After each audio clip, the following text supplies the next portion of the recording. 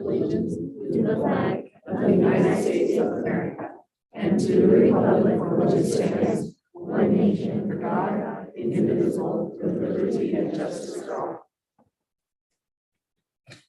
Thank you. Item 1.3 is approval of the agenda.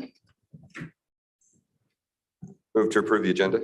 Second. Thank you. We have a motion and a second. Any discussion? All in favor of approval, please say aye. Aye. Any opposed, nay? Chair votes aye and the motion carries. Item 1.4 is introduction of our ECSD student board member, Adriana Amaya. Mr. Anderson. Yes, hello and welcome, Adriana. Good to have you here with us. I've got a little bit of awesome stuff to tell you about Adriana, who is our student board member for the evening, and just share some great things about her and qualify her here as our student board member. So Adriana is currently a junior at Elko High School, and she is and or was involved in the following. The HOSA president, 1 year as the president, and been a member for all 3 years. She is on the gold swim team for 2 years. She is a 1-year track athlete, has participated in our veterinarian science advanced studies for a year, honor society, winter color guard 1 year.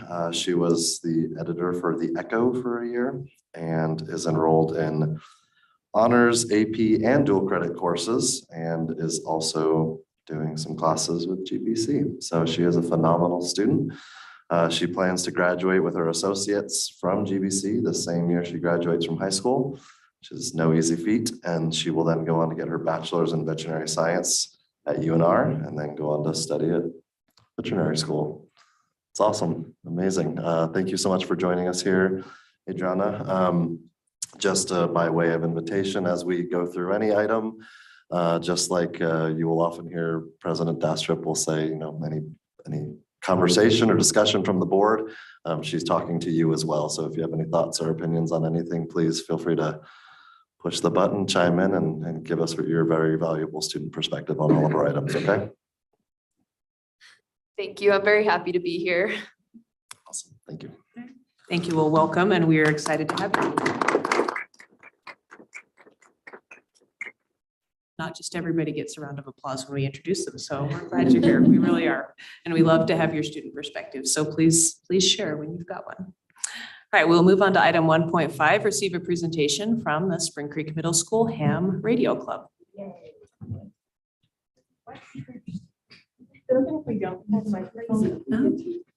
I think Okay, so we're. we know you've got loud voices, but we do want people who are watching to hear as well. Radio club, so we can probably manage talking into the microphone. So we are from Spring Creek Middle School, and we have a unique course at our school. So I just wanted to give you a little bit of background about it. About 3 years ago, when we were working on our school performance plan, Mrs. Hamilton was on our committee, and it was after COVID, and we were talking about ways to have students feel a part of the school by participating in activities. And so at that time, we were doing an advisory period at the end of the day. And so that's kind of how the club launched, just within that 30 minutes a day. And the interest grew and built. And she came to me and said, I think we could make a class out of this. And we talked about like all these different skills that the students would be working on that just kind of tie everything together. And so we went for it. And now it's a very successful class that we have for 7th and 8th graders, as well as a club that these students can participate in. Or if you're not in the class, you can participate in. So it's super exciting. So I'm going to let these guys take over. Okay, so this is what our task book looks like. This is what we work on throughout the years. We sign off everything slowly. So there's level 1 and there's level 2. It just keeps going. I personally am general. There are 3 levels, licenses. There's technician, general, and amateur extra. You need to take a test to pass and need to pass in order to get each license. And each license grants different frequencies that you can go on. So everyone has one of these, and it's always nice to be able to fill it all the way out. I pretty much have almost all of this done. there's just very few that I have left. And then we have QSL cards. So when we make contacts, when we talk to people throughout the world, we make QSL cards. So we will send them out and they have our pictures on them. They explain who we're from, and it's just nice, very good to display them. And because you can get them from Japan, Switzerland, wherever you want. It's very nice to get them, and it's always nice to hang them up and stuff. David? What do I say? I know. Oh, yeah. And the mic is totally adjustable, so move it wherever you want. There you go. My name is Damon Zilger. I'm here to talk about ham radio and emergency communications. So during an emergency, power lines, stuff like that may go down. Phone lines, you can't really use a phone. So radio, it's very useful that you can hook it up to a car battery. So even if your power lines go down, you can hook it up to a car battery and you can talk to people all over. Now what? Say oh, I'm amateur extra. You're in this amateur extra. Now what? Okay, no. It's not. Hey, I didn't practice this. We'll just go. Yeah, let's go. Hello, my name is Alonso Afonso. Don't have a license yet. I'm trying to learn to get a license. It's really confusing at first, and then once she's like really talks about it, it's starting to get more and more like really easier. We learned Morse code, which is also hard at the start, but then once you know all of them, it's pretty easy.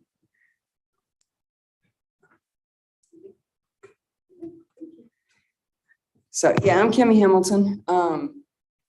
It kind of started, as was said, when I was going through getting my own license. And I kept talking about it with the kids. And ultimately they were like, well, teach us. And okay, so we kind of dove into it. And by that second semester of that advisory, we actually switched kids around. And I told them, if you're not interested, let me know. We'll get you into regular advisory. And then we brought other kids in. And by the end of that year, and through that summer, we had 3 kids licensed. At this point, we have 7. And like you say, I have 2 generals, an amateur extra, and a handful of technicians. And so it's the neat thing about this, it covers all the sciences, but also geography, languages. So much is involved. And today, actually this week, we are doing a contest. There's the School Club Roundup that is done twice a year. This is our second time to do it. But today, just the bands were working and our kids made contact with Slovakia. So among other contacts, but yeah, we talked to Slovakia today. It was pretty awesome. So I don't know, any questions? Any questions from the board? I got a little one here. I'm looking at a card where you talk to, maybe it's Oregon. Anyway, I see you're on a 14 megahertz band. I used to have an amateur license way back when it's been a while. Mhm. But if I remember right, is that a 10 meter band? That's 20 meters. 20, okay. Yep, And 20 meters.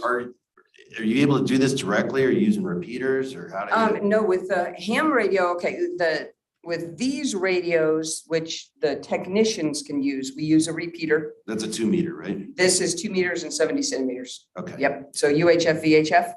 And the technician license lets the kids use these. And so all of these guys, and we run nets, each week. And then when they get the general class, they can get onto the HF bands, which is like 20 meters, 10 meters, 40 meters. And then that's where you can really talk to the world. Yeah. And the way it works in the classroom, this call sign, Kilo Mike 7 Sierra Charlie, is our club call sign. And me as the sponsor, it has the same amateur extra privileges. And so as long as I, or now my licensed students, are sitting beside them, like Alonzo can be on the air because he's sitting with a licensed amateur. And so that's why I kept 3 of my kids from last year that were all licensed so that they can be working on the radio and I do not have to be right there. I can be over doing other things with other students and know that everything's okay on the radio because we're all legal, we're covered. So, and CW, what about? Oh yeah, I'm forcing them to learn Morse code, actually. They haven't required Morse code for a license since 2007. It used to be you had to pass code. But it's alive and well in the ham community and I don't want it to die. And so, yes, we are working on Morse code. We have 12 letters that we're trying to test off right now, the first 12. So it is very difficult. It just takes lots of repetition. So. I just want to say it's a great skill to have, and especially when it comes to emergencies and things of that nature, you can look in history and there's countless times that ham radio operators have stepped in and provided essential communication to help with disasters. Which is the primary purpose. Yeah. That's why I started in ham radio and then discovered, wow, this is awesome. But I am continuing my own training and classes and things like that. And we lost our emergency coordinator for Elko County last August. He passed away. Last weekend, I became the new one. So I'm still figuring out what I'm doing. But I'm passing that along with these guys a lot. In fact, we've paused for the moment for the contest, but we're working on emergency communications, survival skills, preparedness, all of those things right now. And so next week, once we're done with the contest, we'll continue on with those skills that we're working on. So. Thank you. Okay. Thank you. And I'd like to echo, keep up the good work. And thank you for teaching these guys the valuable skills. Thank And you. congrats on the new position. Thank you. Thank you for Thank providing you that for opportunity. coming. And Thank I you. just want to say, if you Yeah. get the chance to go in our classroom and watch, I did last That's year. right. You came And it and was visited. it was a lot of fun, and you might even describe, there was a parent in there volunteering and helping, and he came got in. his license. Okay, because it was really, there was a lot going on in there, but it was fun to listen to the kids talk. It was just a good experience. So thank you. And thank you guys for coming to share with us. It's Thank you, awesome. guys.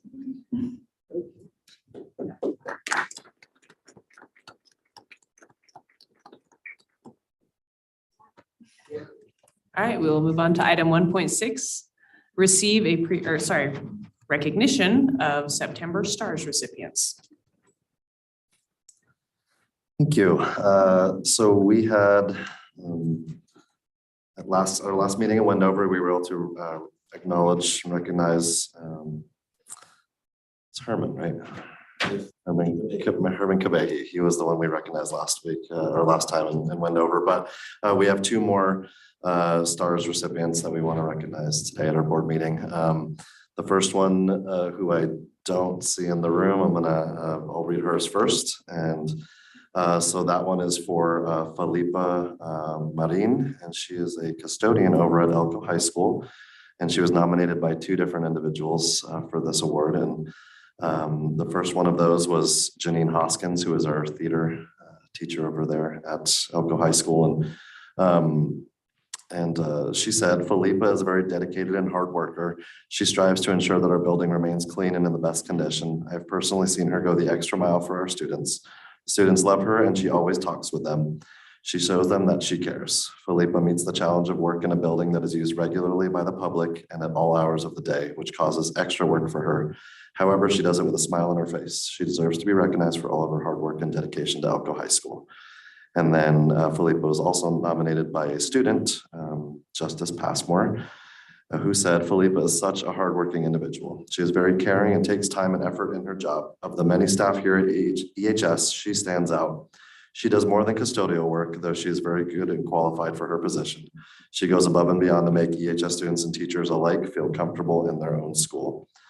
Felipa, I'm sure, does lots of buildings at Elko High School, but she's primarily responsible for taking care of the cleanliness in the new Performing Arts building. And it was evident that she's cared for there because at the kind of reception or when we went to deliver the award, the entire Correliers class was out there waiting for her. as well as the theater class and all the students that were in that building at that time. They left class to come congratulate Felipa, and it was awesome to see her reaction and how meaningful it was to her. We very much appreciate Felipa and all she does there at Elko High School.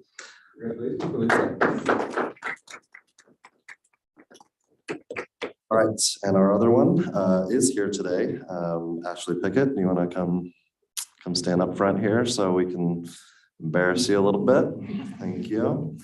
So Ashley Pickett is she's our first recipient of this kind. So last year we always did one that was for a classified and one for a certified. Well, the committee that reviews these nominations started to see that we have so many, that we were getting nominations for people that didn't fit those categories, and thought it would be a shame to not acknowledge people who contribute so wonderfully at our schools, but maybe don't fit the criteria. So let's make new criteria so we can recognize awesome people. And so Ashley Pickett is a third grade long-term substitute at Spring Creek Elementary School.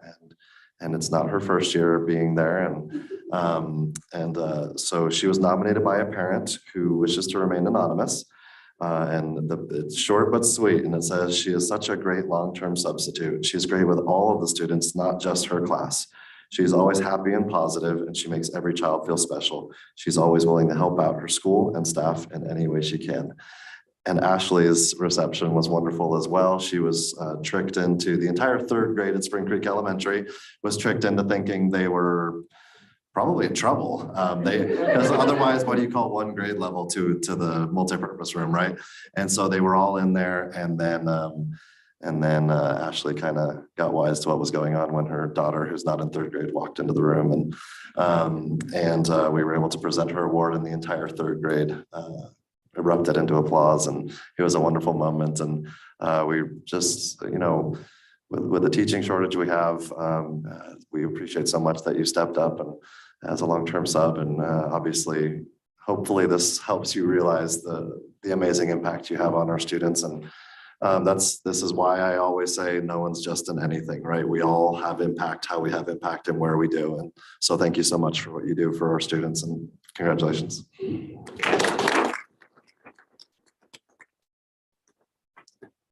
And to wrap that up, I just want to say thanks again to our sponsors who help make sure this is something we can do to recognize our wonderful people. So thanks to Leanne's Floral Designs, Maverick Gaming, and the Rotary Club of Elko Desert Sunrise.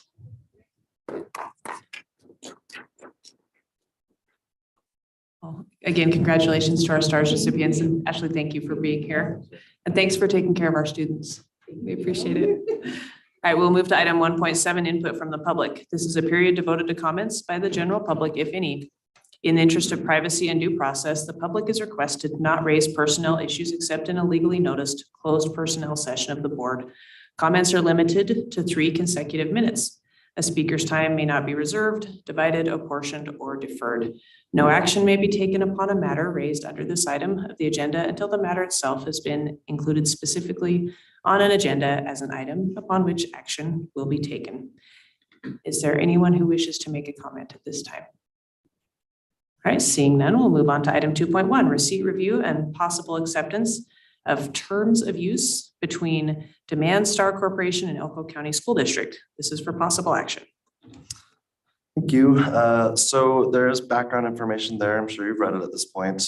So this is a contract that we're seeking your approval to enter into, and DemandStar is basically a landing platform for when we do bids so when we go out to solicit bidders for projects. What we've primarily done in the past is put it in the newspaper. As we've seen, for one reason or another, sometimes we don't get enough bids for certain projects. Like we've had a lot of struggle getting internet to some of the more remote places in our county, or sometimes, bids come back not the way we wanted them to.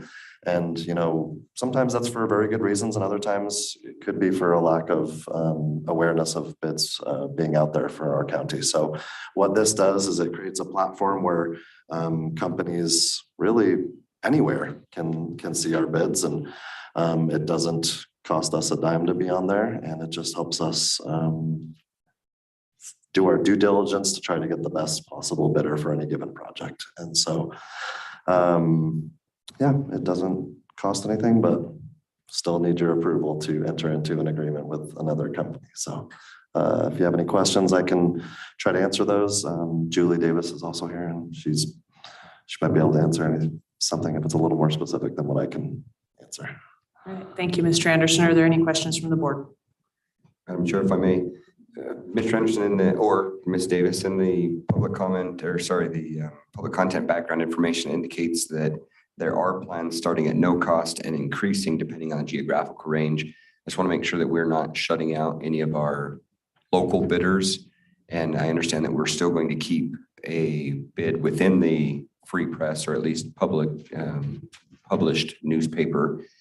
Is that going to change that process at all with the advent of this additional? So we will continue to do our newspaper bids as we have before, and typically the way this works is the farther away from town you get, that's when it starts to kind of cost for kind of bigger corporations to maybe have access to these. Our local bidders would likely be unaffected by they would still have access to the bids, right? Even without the system, because we're still going to do it the way we've always done it. It just expands our net.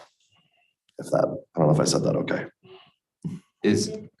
Thank you for that one. Absolutely. And something that just now kind of came up in my head is there a process or a plan in place in which we might proactively notify bidders that we've historically had, or is there a cost an overwhelming cost as to why we should not do that? Just to make sure again that our local bidders know here's an opportunity, because that might also be an opportunity for them to reach out beyond our area to be able to find better business for themselves as well, or better opportunities. I don't think I totally understand your question. I will say this, that this is an addition to what we're already doing to find bidders. Everything we've done that has successfully found bidders before, we will continue to do. And also trying to be careful to avoid the perception of, giving unfair advantage to one bidder over another by giving early access of information, that sort of thing. So we will do it in an equitable manner, and we're just adding another element to our process. Thank you. Answers that. And the question was basically just, are we notifying partners that we've used in the past that we are using an additional item? I see what you're saying. Are we telling them we're doing this? Other than this, we're doing it in a public board meeting meeting right now. Right. Yeah. This is Cassie. The platform actually allows us to upload our current vendor list and then categorize it by NAICS codes. And then it'll send out, it's like LinkedIn. It'll actually send out notifications to our vendors to let them know that we're using the platform to go to bid. Perfect. Thank you. Awesome answer. Any other questions from the board? If not, how would you like to proceed? I move to approve, where are we at here? DemandStar, okay, here. I move to approve or to accept the terms of use between DemandStar Corporation and Elko County School District. Thank you. Do we have a second? Second. All right, we have a motion and a second. Is there any other discussion? All in favor of approval, please say aye. Aye. Any opposed, nay? Chair votes aye, and the motion carries. Good motion, Brooke. Good job. You did a great job. All right, item 2.2 is receipt, review, and possible approval of purchasing LINQ forms and workflows. Initial term of December 1st, 2023 to November 30th, 2024. This is for possible action. Mr. Anderson. Yep. So background info is there. Just as a quick synopsis, we are still very much operating in an extremely paper-oriented fashion in our district. Lots of old school triplicate carbon copy forms, things like that you don't see so much anymore. And we very much would like to move to a mostly digital format when it comes to our workflow. So that's for contracts, for getting ahead of myself with things, but for all of our departments, it would be for HR, it'd be for finance, it'd be for IT. It would really help streamline and simplify our processes. It'll save time. It's hard to quantify, I think, the amount of money that will be saved by doing this, but people's time is money. And when we have dozens of administrators, secretaries, central office people pouring through the same documents page by page over and over again, it does amount up to a lot. I can tell you I sign a lot of things physically. And anyway, this is an effort to streamline and digitize our paper workflow. All right, questions from the board? Can you just tell us where the money's coming from for this? And then if we don't like it, will it be easy to go back to or find something else? Sure. Yeah, as is the case, unless you enter into a multi-year agreement, right? You can always, at the end of your term of agreement, if you don't like it, you're not handcuffed to it. And so we can definitely move away from that option if it's not serving our needs. And there will certainly be other options for it as well. As far as where the money is coming from, I guess if Julie wants to jump in, she can, but I know we were originally looking at taking it out of just general budget, but I know there's some option for extra kind of overage or residual money that we have left for IT software for finance. So we could potentially draw from there as well. So we have some options. I have to say, I like the idea of going more digital. So I think it's a good move. All right, any other questions from the Yeah. board? I like the idea of going digital too, but the price to me is really high considering. And so one of my questions, and I apologize, I wasn't able to get in, but what is the volume of documents? How many documents a year are we talking? I don't know how to answer that question. I don't. Well, No, I think he means how many are we? I mean, doing even right now? 25,000 documents is still $1 a document. And with $25,000, it could certainly pay for a real nice computer system and scanning that with OCR that we could do our own internally, and it'd be a one-time cost. This is more than just digital for signatures. It's workflows. We won't have 2 days of inter-school mail. We won't have to order the forms from Twin Falls. We don't have to have multiple people scan stuff in. We don't have to reroute stuff that comes to the wrong place in inter-school mail. Like, it's an efficiency thing. And it's paper, where we buy semi-loads of paper. So it's up to you, but it's more than. And I'm not even sure how we quantify how many copies or papers we're using with workflow. Because when you think about, I don't know, I'm just thinking off the top of my head with 1,100 employees, even just in letters of intent, contracts, things like Visa that. forms, Yeah, gas cards. yeah, we're way over. It's way over 25,000 a year. I mean, I can't even. I don't know how we quantify it. I was just gonna make a comment. We looked at going electronic around the time when COVID happened. And we got other quotes. And at that time in 2020, DocuSign was over $350,000 a year for the district. So this is quite the deal. And then we're getting the organizational and archiving out of it as well. Well, I understand. So are you saying there's a legal need for digital signatures here? We can't have physical documents that are signed and then scanned. We can still search them that way. Again, I'm not opposed to the idea at all, but this is a significant cost, $25,000 a year. This is not a one-time cost. It is per year, and it's for each department in the district. So IT and HR originally looked into it. Finance and grants can use it, nutrition, the schools, every transportation, they can all use it. But it's the board's decision on whether or not the efficiency and workflow is worth it, and the digital scanning. So Julie, the 25,000 covers everything, correct? Unlimited, Okay, yeah. because I just wanted to make sure you just said it's for each department, but what you meant is that 25,000 covers every department, Mhm. correct? All right, thank That you. just made me think of a question too. It's obviously going to store all these forms and things like that in some type of a cloud or in their network somehow. So if we decide to stop and we don't pay the 25 next year to renew this, obviously we need all of the stuff that's been stored. So we still have access to all of that, even if we don't And renew. that would be the case no matter what cloud storage we had at the time we use eTrieve. So this platform will export into eTrieve, which is part of our main accounting system. So, and if we need to, we download Compatible them. with what we already are using in some forms. Okay. But just like a PDF, if we decide not to, if we can't use it anymore, they download. So this takes care of those little timesheets that have 5 copies that you're. So we were looking at a time, this could do paperless timesheets, or we found something within our system that can replace that at no cost. So what we had originally budgeted for a timesheet module, we think we can get one at no cost. Other questions from the board?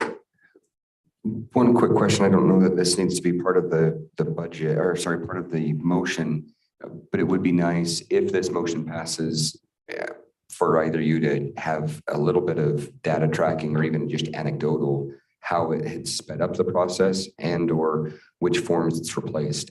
I know that trying to get triplicate or duplicate or even, quintuplet or whatever it's called, sheets of paper and forms, that does get expensive. And obviously if this saves on paper costs, then that could be there as well. But I agree with Jeff, it is a bit of an expense. Trying to be able to justify that might be great. I'm not asking you to spend a lot of time and money on it. And again, I don't think it needs to be part of the official motion, but it maybe just be nice to be able to see, here's the cost savings in the first month, or here are processes that were sped up, if that's something that might be able to be presented. This isn't a cost saving measure on its own. It's an efficiency and workflows measure. But we can give you a list of all the forms it's being used, and I'm sure it'll give us a count, and I can project a cost of forms. I don't have the manpower to go to in the detail. Thank you. Any other questions from the board? All right, if not, how would you like to proceed? Madam Chair, move to approve purchasing LINQ forms and workflows with an initial term beginning December 1, 2023, ending November 30, 2024. Thank you. Do we have a second? Second. We have a motion and a second. Any other discussion? All right, seeing none, all in favor, please say aye. Aye. Aye. Any opposed, nay? Nay. Chair votes aye and the motion carries. Item 2.3 is receipt review and possible approval of the Cook Center for Human Connection Mental Health Series and Parent CoachingQ proposal. Mr. Anderson. Thank you. This is a proposal for us to enter into this agreement. Right now, our website is already offering free resources through something provided by the Cook Center for Human Connection. We have a link on our website to what's called parentguidance.org, and there are free on-demand courses for parents, to how to navigate challenging issues that our youth uniquely face today, as opposed to when maybe when other people were youth, or even when, if you have kids at different times of life, they're, someone who's graduated and off now had different challenges than what our kids have now. So anyway, those are there for free. However, Parent Guidance, the Cook Center does offer some more services that we feel would be very beneficial, and also directly relate to both pillars 3 and 4 of our strategic plan. And those services, as detailed in the MOU and in the contract, are 2 primary services. One of those is access to a series of webinars that students, parents, teachers, everybody in our community would have access to. And that would be a series of webinars throughout the school year with topics that we could decide upon for those purposes. And then and they have like a a big list of them that we can pick from, and we can say these are the ones that we're seeing the greatest need for. So it's catered to our community's needs and our students' needs and our school's needs. So that's one very valuable resource. And then the other one is a parent coaching component.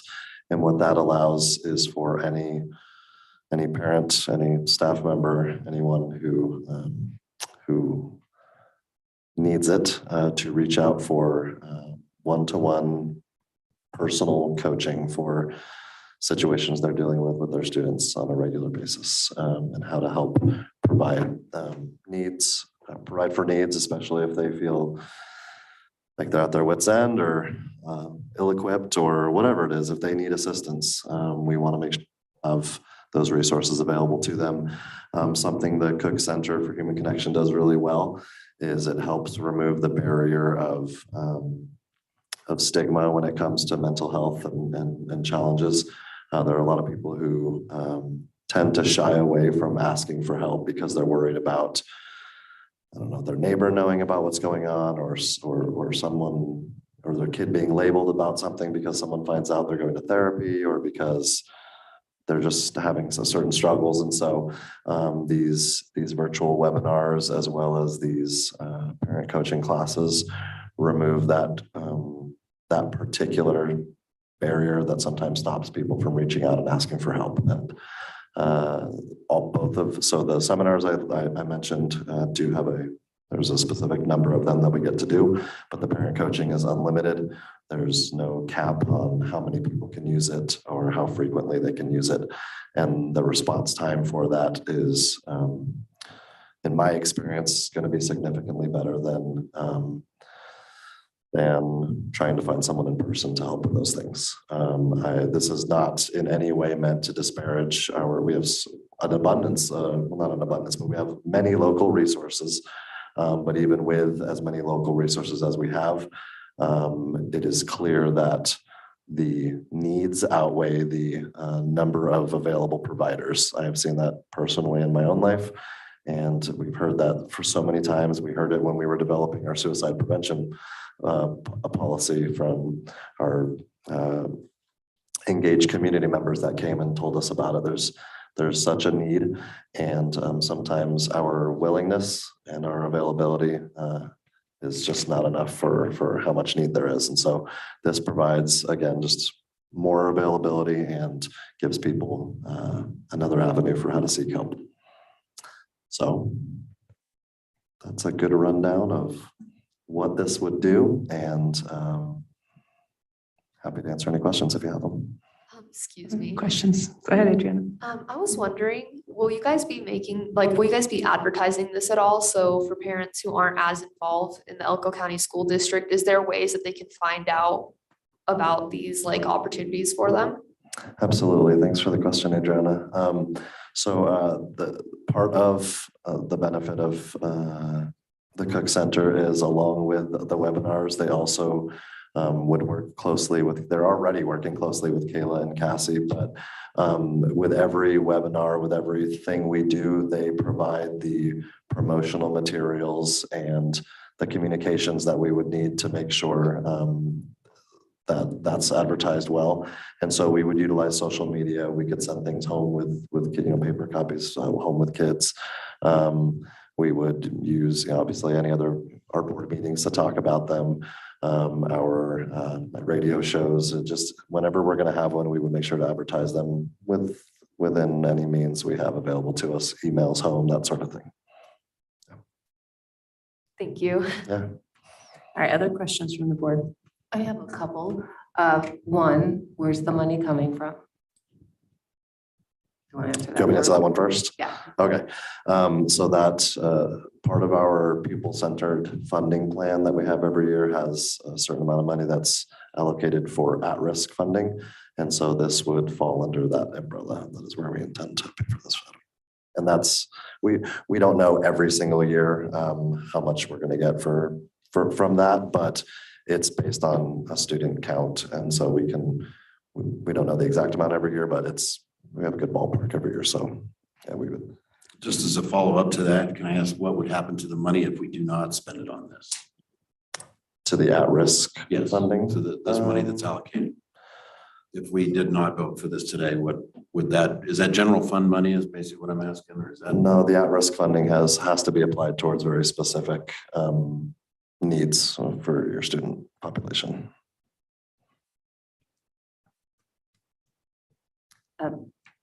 Couple comments. Don't forget PTAs.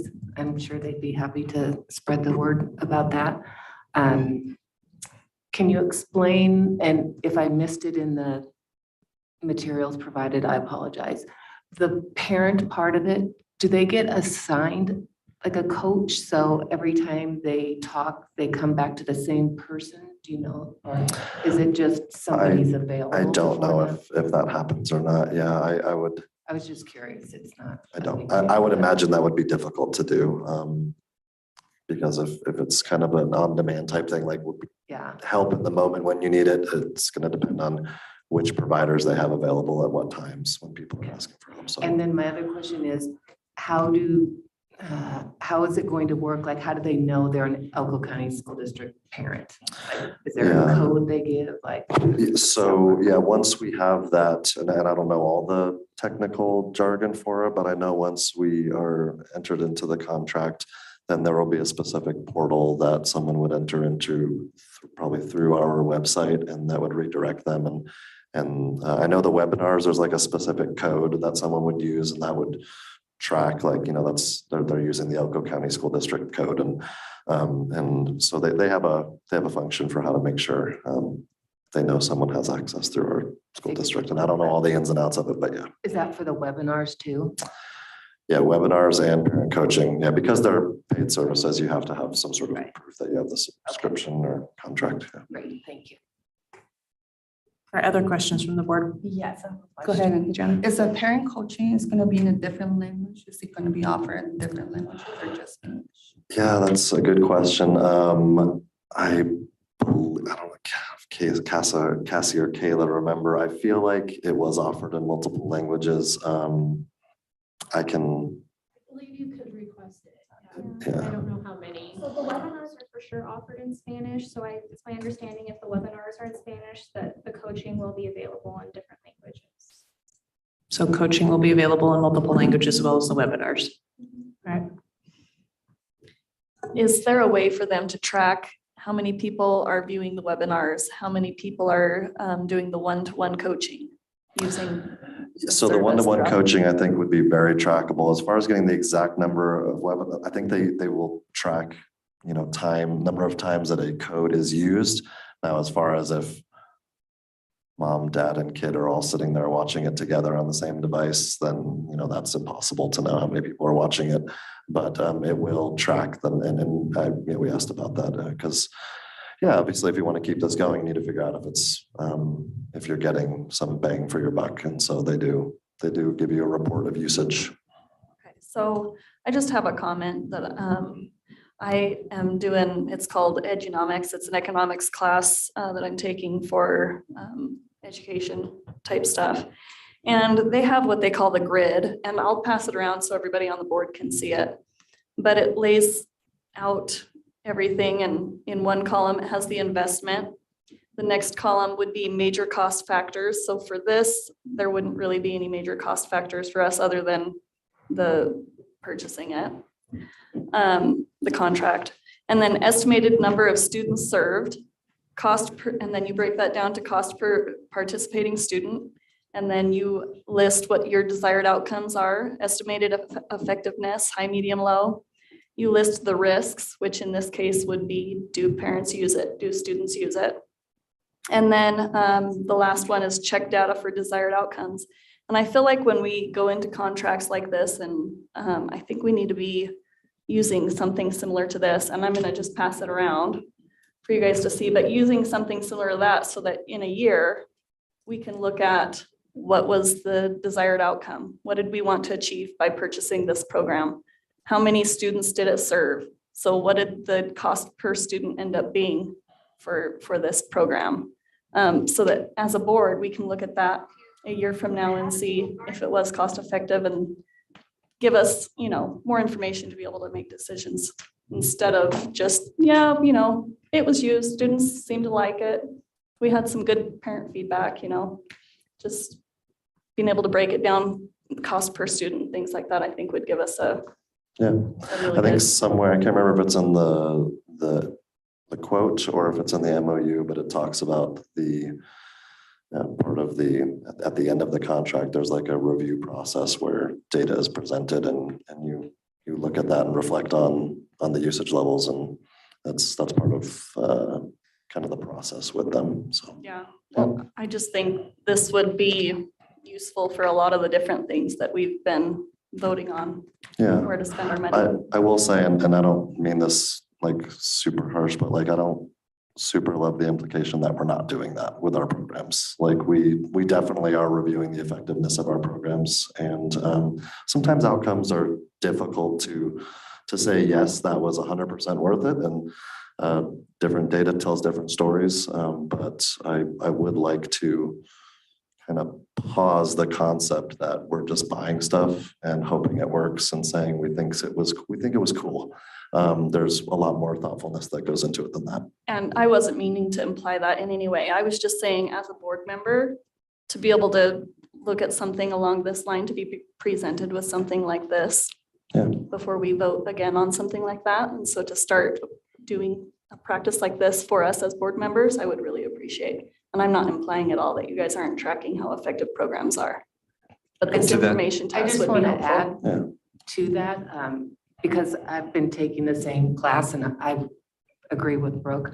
And I didn't think of it that way either, but I think it helps the public as well. Like it's a good way to just be transparent, like, here's why we have these things. Not that you guys aren't doing that, but that worksheet is just a good one to be able to display to the public. Like, this is why we have this program, or we don't, or we got rid of this.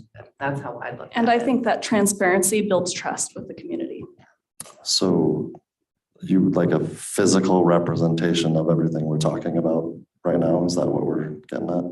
It's more for like the well, at least I took it this way, of like your higher dollar things that you're spending money on, not necessarily a $5,000 thing, not every single thing, but she said I think like the matters that come to the board that we're voting on, any kind of programs or different contracts that you're entering into. Like on here, this is just an example. It talks about where different investments that you're making, reading coaches, So like when we different have, things like that, like breaking it all down. yeah, so like when we have quarterly updates and talk about the usage rates of paper and things like that, like that same type of thing. Yes. Okay. Yeah. And I think I would agree not only with the transparency side, and I have no doubt that you guys do something like that, but having a visualized matrix of what we're doing as far as what the categories would be, whether we adopt that or if administration comes back with something that they think works well or that you're already using. And if you're using a matrix, I think that could be helpful. Obviously, if you're already doing it, great, because that means that you're not having increased effort. And then us being able to see it, I think would be helpful as well.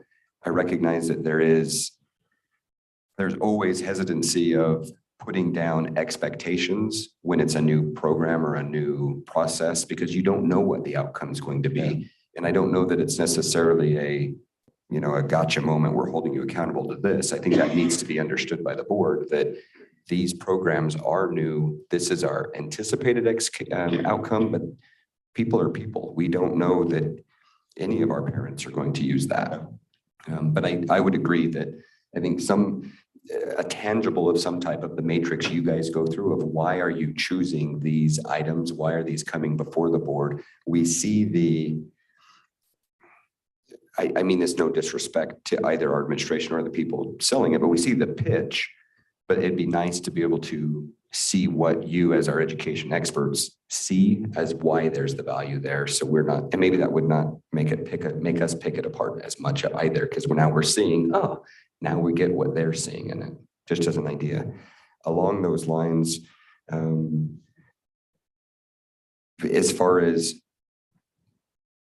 partnerships that we already have, we're working currently with Cook Center, correct? Because I think you'd mentioned it in one of your reports, and you'd mentioned that Kayla is already using it, or Julie's already using it. So the Cook Center subsidized half of the Alex Boyer presentation, and then they also facilitated the landing page for all those free parent courses that I talked about at the beginning of this. Okay, So yeah, they're helping us in that way free of charge already.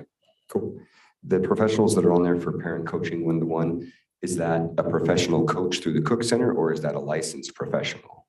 Do Those we are know? I believe what it is it's licensed professionals, and they provide like linkage or access to those licensed professionals. Perfect, They kind thank of you. facilitate connecting you to them. Awesome, great.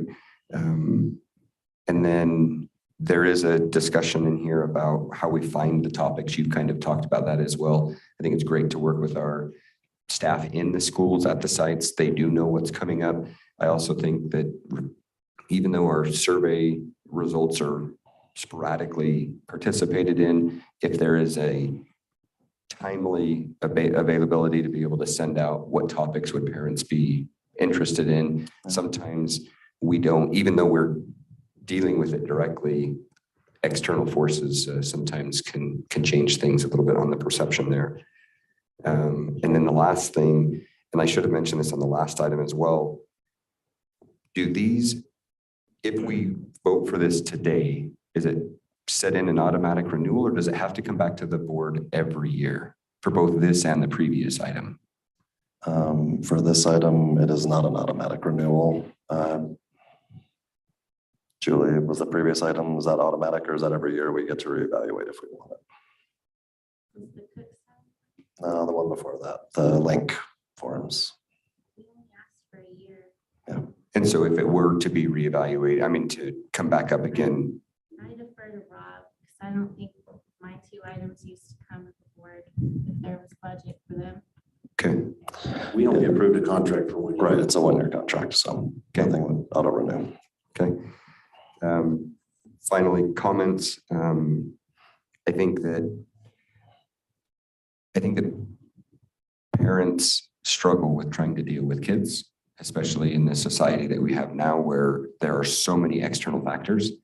If one child's life is saved because of this, it's 100% worth the cost. Could that happen with a parent having the right coaching skills? I think absolutely.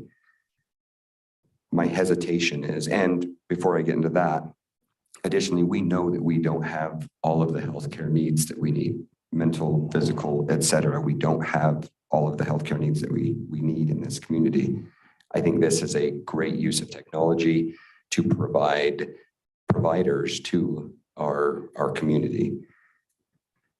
I have no problem with the district doing it. My biggest hesitation is, frankly, I see a lack of parental involvement in all aspects of education. And it disappoints me that our parents aren't more involved. I don't want to see us put $35,000 out there to say, sorry, $45,000 to put it out there and say, parents, for half of the cost of a licensed psychologist, we are giving you tremendous access, and then find it failing. So I want to make sure that within reason, we are doing everything we can to make sure that our parents have this. I get you can lead the parent to the water, but you can't force them to drink. I'd rather turn on the fire hose and see what we can get, but that's just my personal thoughts. Yeah, I appreciate that. So to touch on a couple of things you've all shared.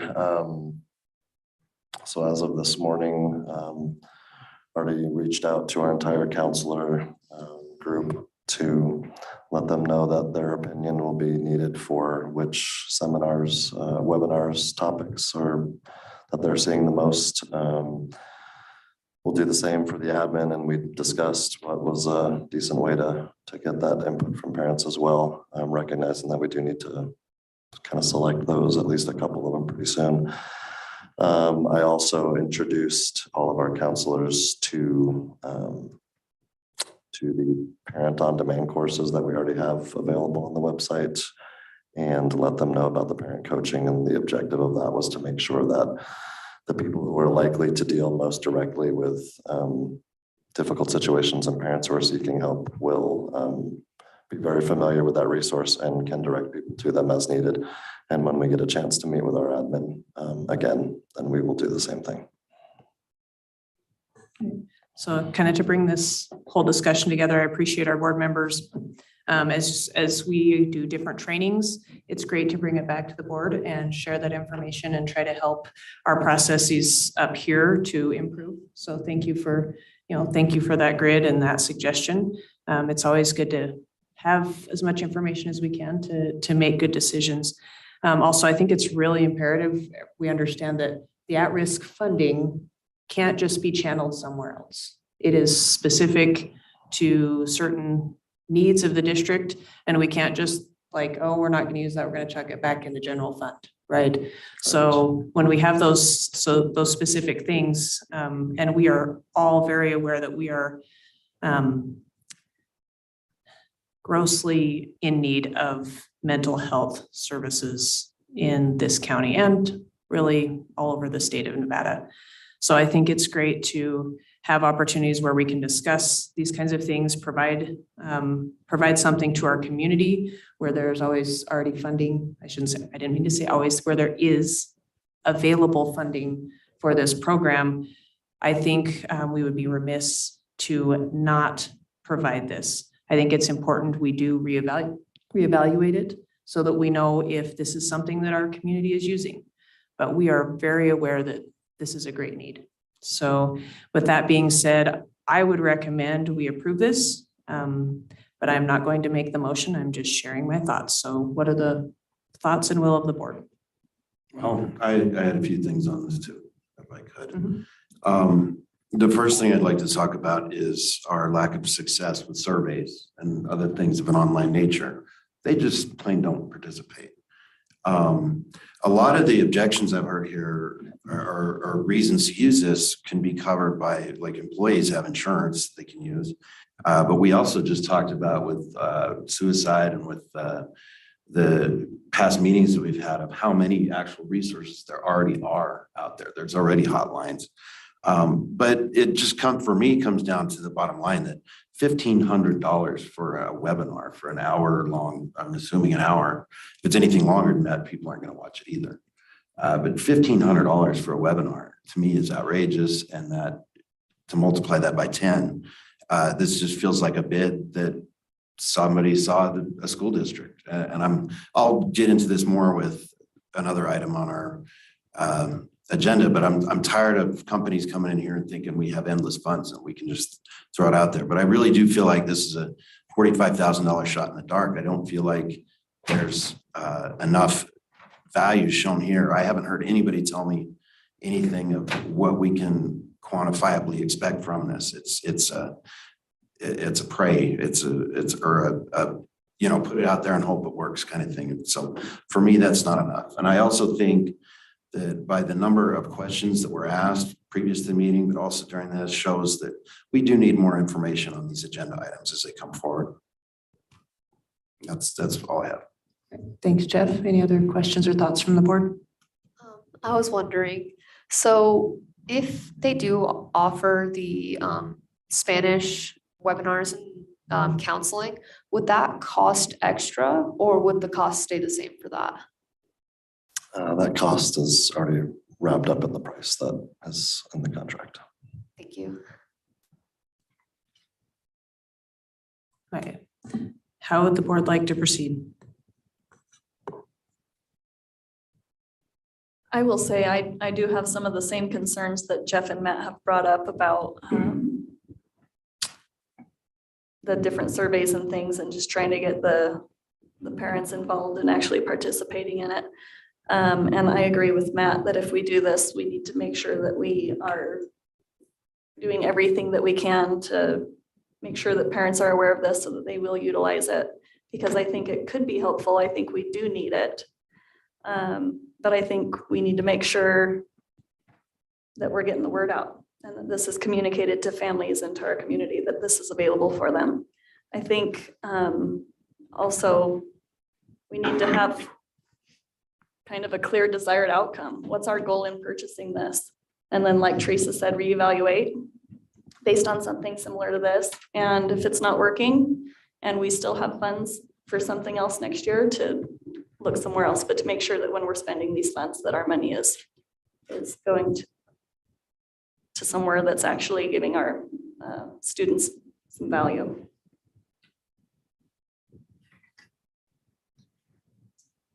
Madam Chair, as I mentioned, one life is not anywhere near $45,000. It is a shot in the dark, Jeff, and we don't know if we're going to hit anything. It is a locked up fund. We only can use it in so many ways. It's provided by the state. There is nothing that we can do to change that currently.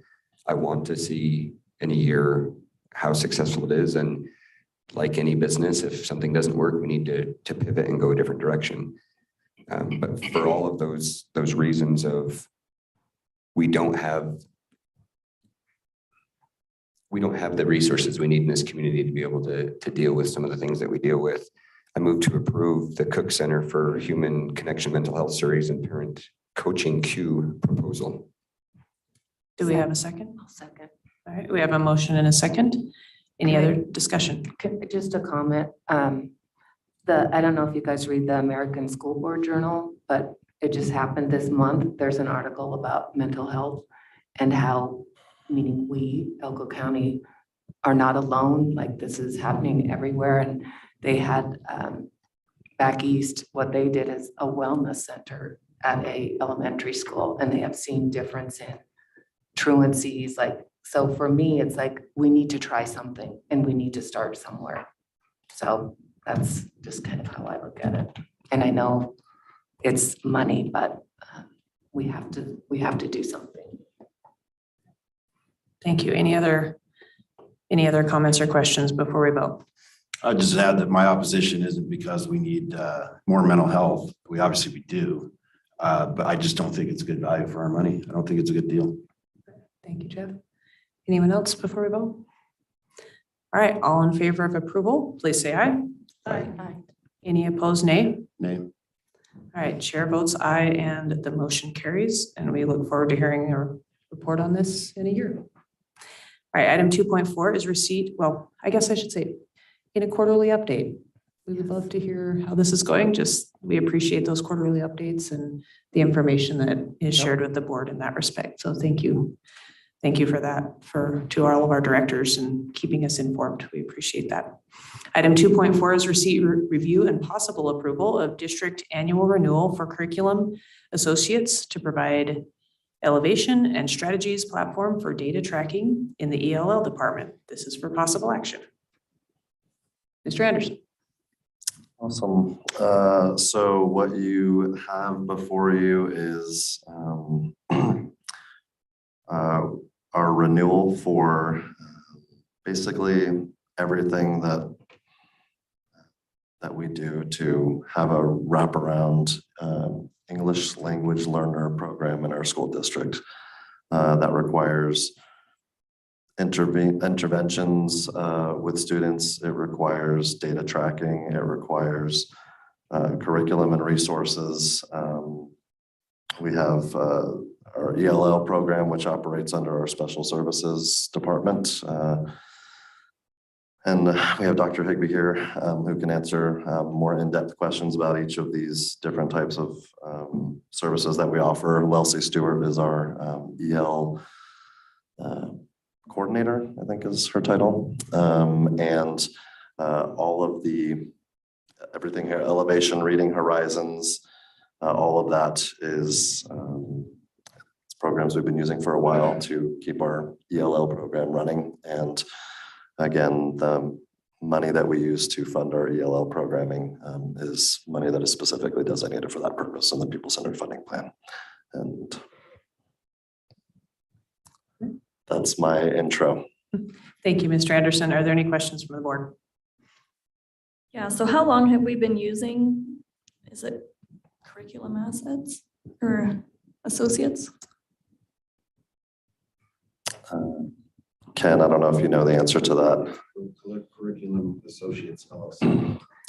I can say it was in place. So I was in special services prior to Ken for a couple of years, and it was in place for at least a couple of years before that. So I think we're somewhere in the 6 to 8 year range. So just to clarify and put it for those that couldn't hear, 6 to 8 range. 6 to 8 years we've been utilizing this, yeah.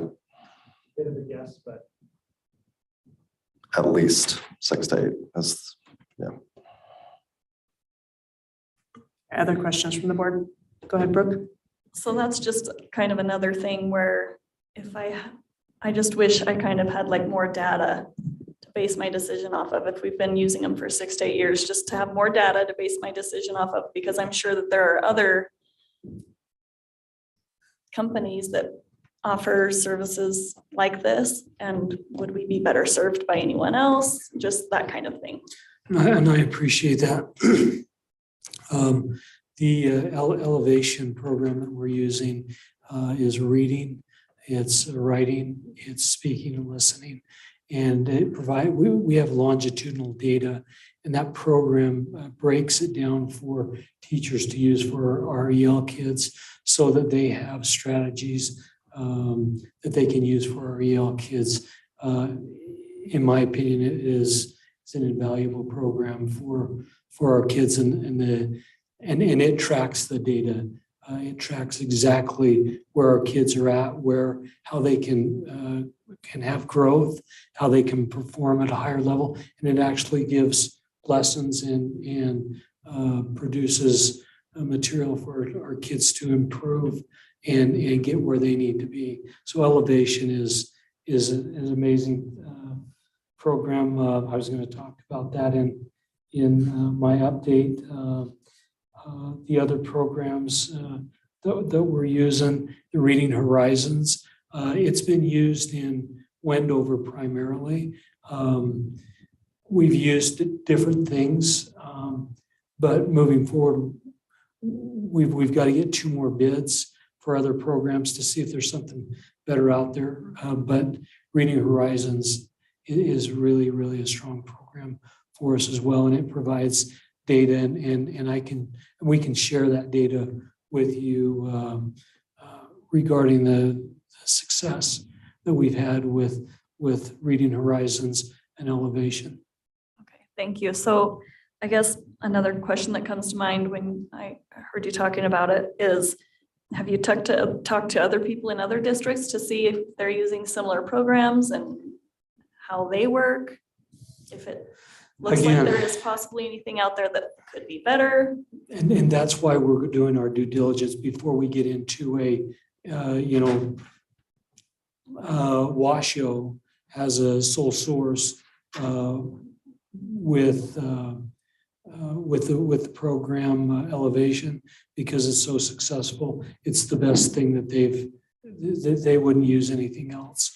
And so that's why we're doing our due diligence. So to look at other programs to see if there's something out there before we spend the money that may be better. I mean, we're comfortable with it, but is it the best for our kids?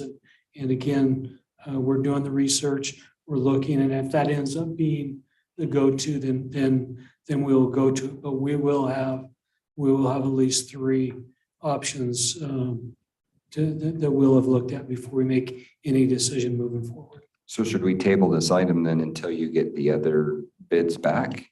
Well, this is West Wendover. We need to move on this, because if we don't have this platform, our kids aren't moving forward. So it's specific to the Reading Horizons in West Wendover that we're doing 3 competitive bids, due diligence, is that? That's gonna, right now, we don't have a district model that we're using. This is, different schools are using different things. We are gonna find something that works for our entire district that is proven, that has data, and then we'll move forward with that. But currently for this year, we really need to move forward, because our kids will be stuck unless we move forward with what we're using currently. So we're voting to move forward for this school year with these programs.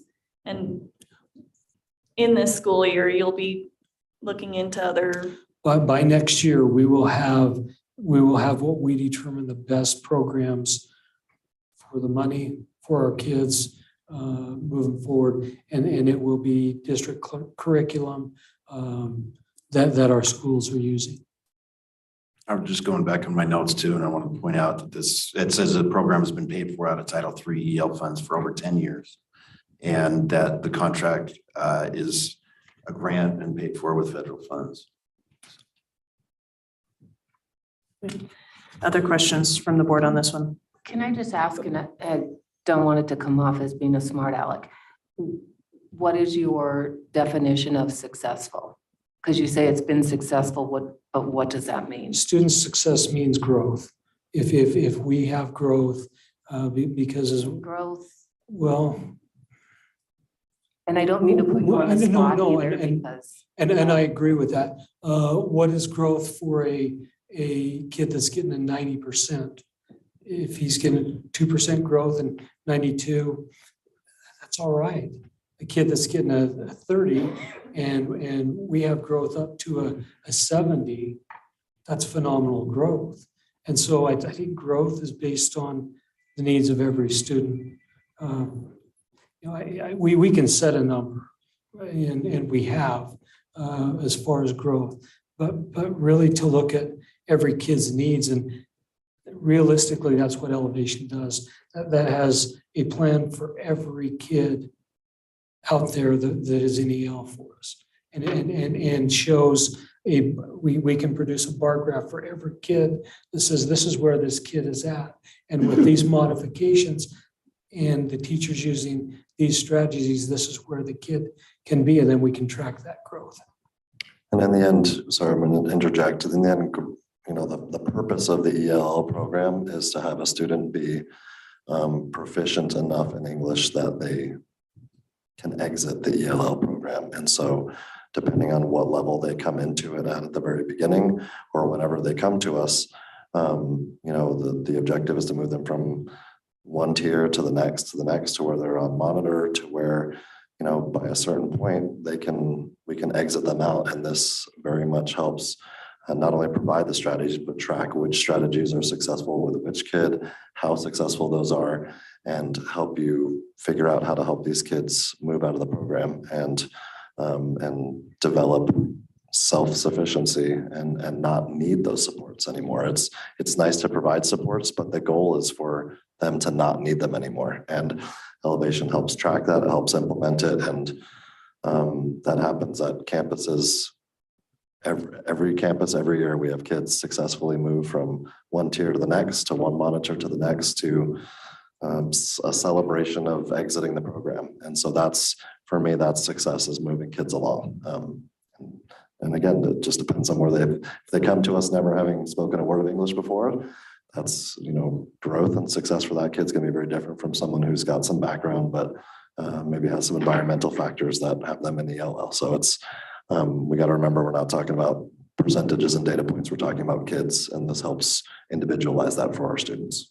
And for me, that's the type of thing that I want to hear at a quarterly report, because it's based on students and what students are doing and accomplishing. And so I would love to hear those types of things, because it's about students, not just we're doing, I don't know, but that's. And Susan, I've got that for you tonight at my quarterly report for WIDA. So we'll report on that. So I think a snapshot of that, of just, a graph, make it anonymous, do whatever you need to, but to be able to show what's happening already, especially with something that we already have, again, would be essential. And maybe, in addition to whatever matrix we're already seeing, so that we can see, oh yeah, we get this.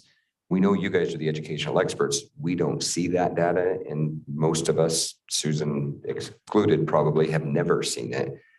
So when we're looking at this on that item of an approval, that would be helpful. There's a quantity in here of 881. What does that represent? Is that classrooms in the district? And that seems a bit high for the number of classrooms. What is 881? That's your site licenses. We have 830, and maybe I'll just go right to my report. Sorry, not trying to. We have 830 EL students in our district. Okay, so this gives us some room for growth. One.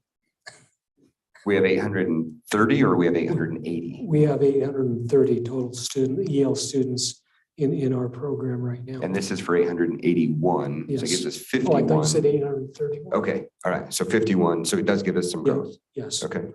Thank you. You bet. All right, other questions from the board on this item?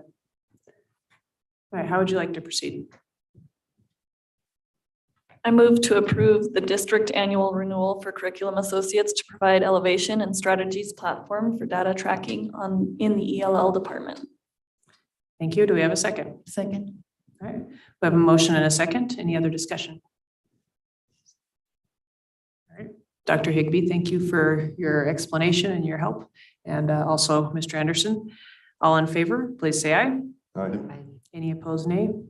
Chair votes aye and the motion carries. Item 2.5 is receipt, review, and possible rejection of all bids and acceptance of best bid, or acceptance of best bid for the Spring Creek High School Food Science Building, Spring Creek, Nevada. So some months ago, we moved forward with going to design for this project. At that time, it was an anticipated dollar amount of between 2.6 and 2.7 million. After design was completed, the board approved for us to go out for bids. We went out for bids, and on September 20th, so just about a month ago, we received those bids, and we were disappointed to find out that our projected estimate of 2.6 to 2.7 million, the cheapest, or the lowest, I should say, bid came in between 1.2 and 1.3 million, higher than that. And the other bids were not all that far off of there. I know this project was something that the board was in favor of moving forward with as a whole. But it is my opinion that given the significant amount that the best bid still came over the estimate, that we should reject those bids, as they are very much over the budget that we laid forth for them for this project. And that's a recap of everything in the information. Stephen is here because I know there's probably a lot of questions about why were we so far off. It's a good explanation for that.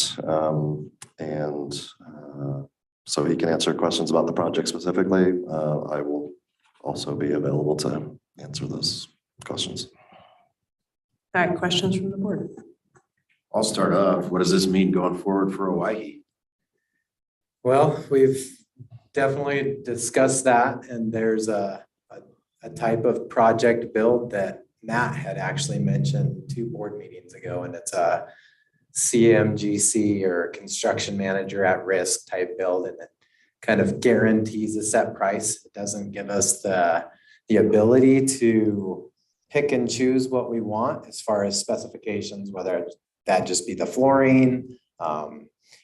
We can decide ultimately on the bigger functions of the school, but some of the smaller functions and aesthetics of the school, maybe the shell might not be the same color because they can get a better price. And ultimately, it just guarantees a set price. We say this is how much we have, and they say this is what we can build it for. So there's pros and cons for both parties involved. Well, regarding market conditions, do you think this is a temporary thing, or is this the new normal?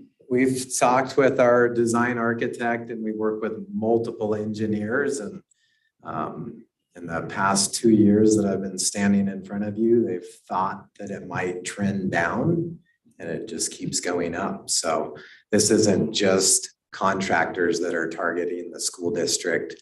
This is happening all across the board. So I would hope that it would go down, but it seems like there's not enough manpower, and there's a shortage of contractors. We were lucky enough to get one of the contractors out of the Idaho area, but their prices were very similar to everybody else's too. So that's almost a red flag to me in how close all of these bids are. Right. Very much so. And this is more of a statement of opinion than it is a question, is that I think we should put this back out for bid with this strong statement from me, at least personally, I'm speaking to myself, not as the board, but that this is something I'll consider when we see this come back again, when we have a $60 million project coming up too. So these contractors need to understand that we're a good entity to work for. We pay our bills. We have projects that come along. And I would like to see them reconsider this because, again, as I've looked at this and I've asked you questions, and it just doesn't make sense to me how they can come back with these high numbers. And to me, it does reek of the fact that we are a government agency and they see dollar signs. And I continue to see this over and over again, and not just this bid, but other bids, that some of the stuff we looked at today. The prices for me as a person, I'm not going to pay those prices for myself personally. So there's no way I'm going to come here as a board member and spend that money the same way and be cavalier with the money. So for me, again, this is something I feel like not only we should reject this bid, but we should put it immediately back out there. And we do have another resource we just added to potentially get another bidder to it with. But I just, at least coming from me, bidders, this is something I'm going to look at when we're looking at these larger projects too. Chair, if I may, the four bids coming in were exceptionally close overall, within 10% of each other, roughly, I think. And considering that we had 2 Elko bidders, 1 Utah bidder and 1 Idaho bidder, all of them coming in at the same point, I think it does kind of indicate that that is where the market is right now. Prevailing wage doesn't help us at all when we have to pay for a higher rate of labor than the standard market handles. I think that's detrimental and potentially deadly for a project like this. I agree with Jeff. I think we need to find out how we move forward, whether we rebid. Is it something that we've already spent the design cost. So at this point, it's too late to go to a CMAR or a design at risk. I mean, a construction manager at risk, correct? Yeah, I mean, financially, it wouldn't make sense to do so.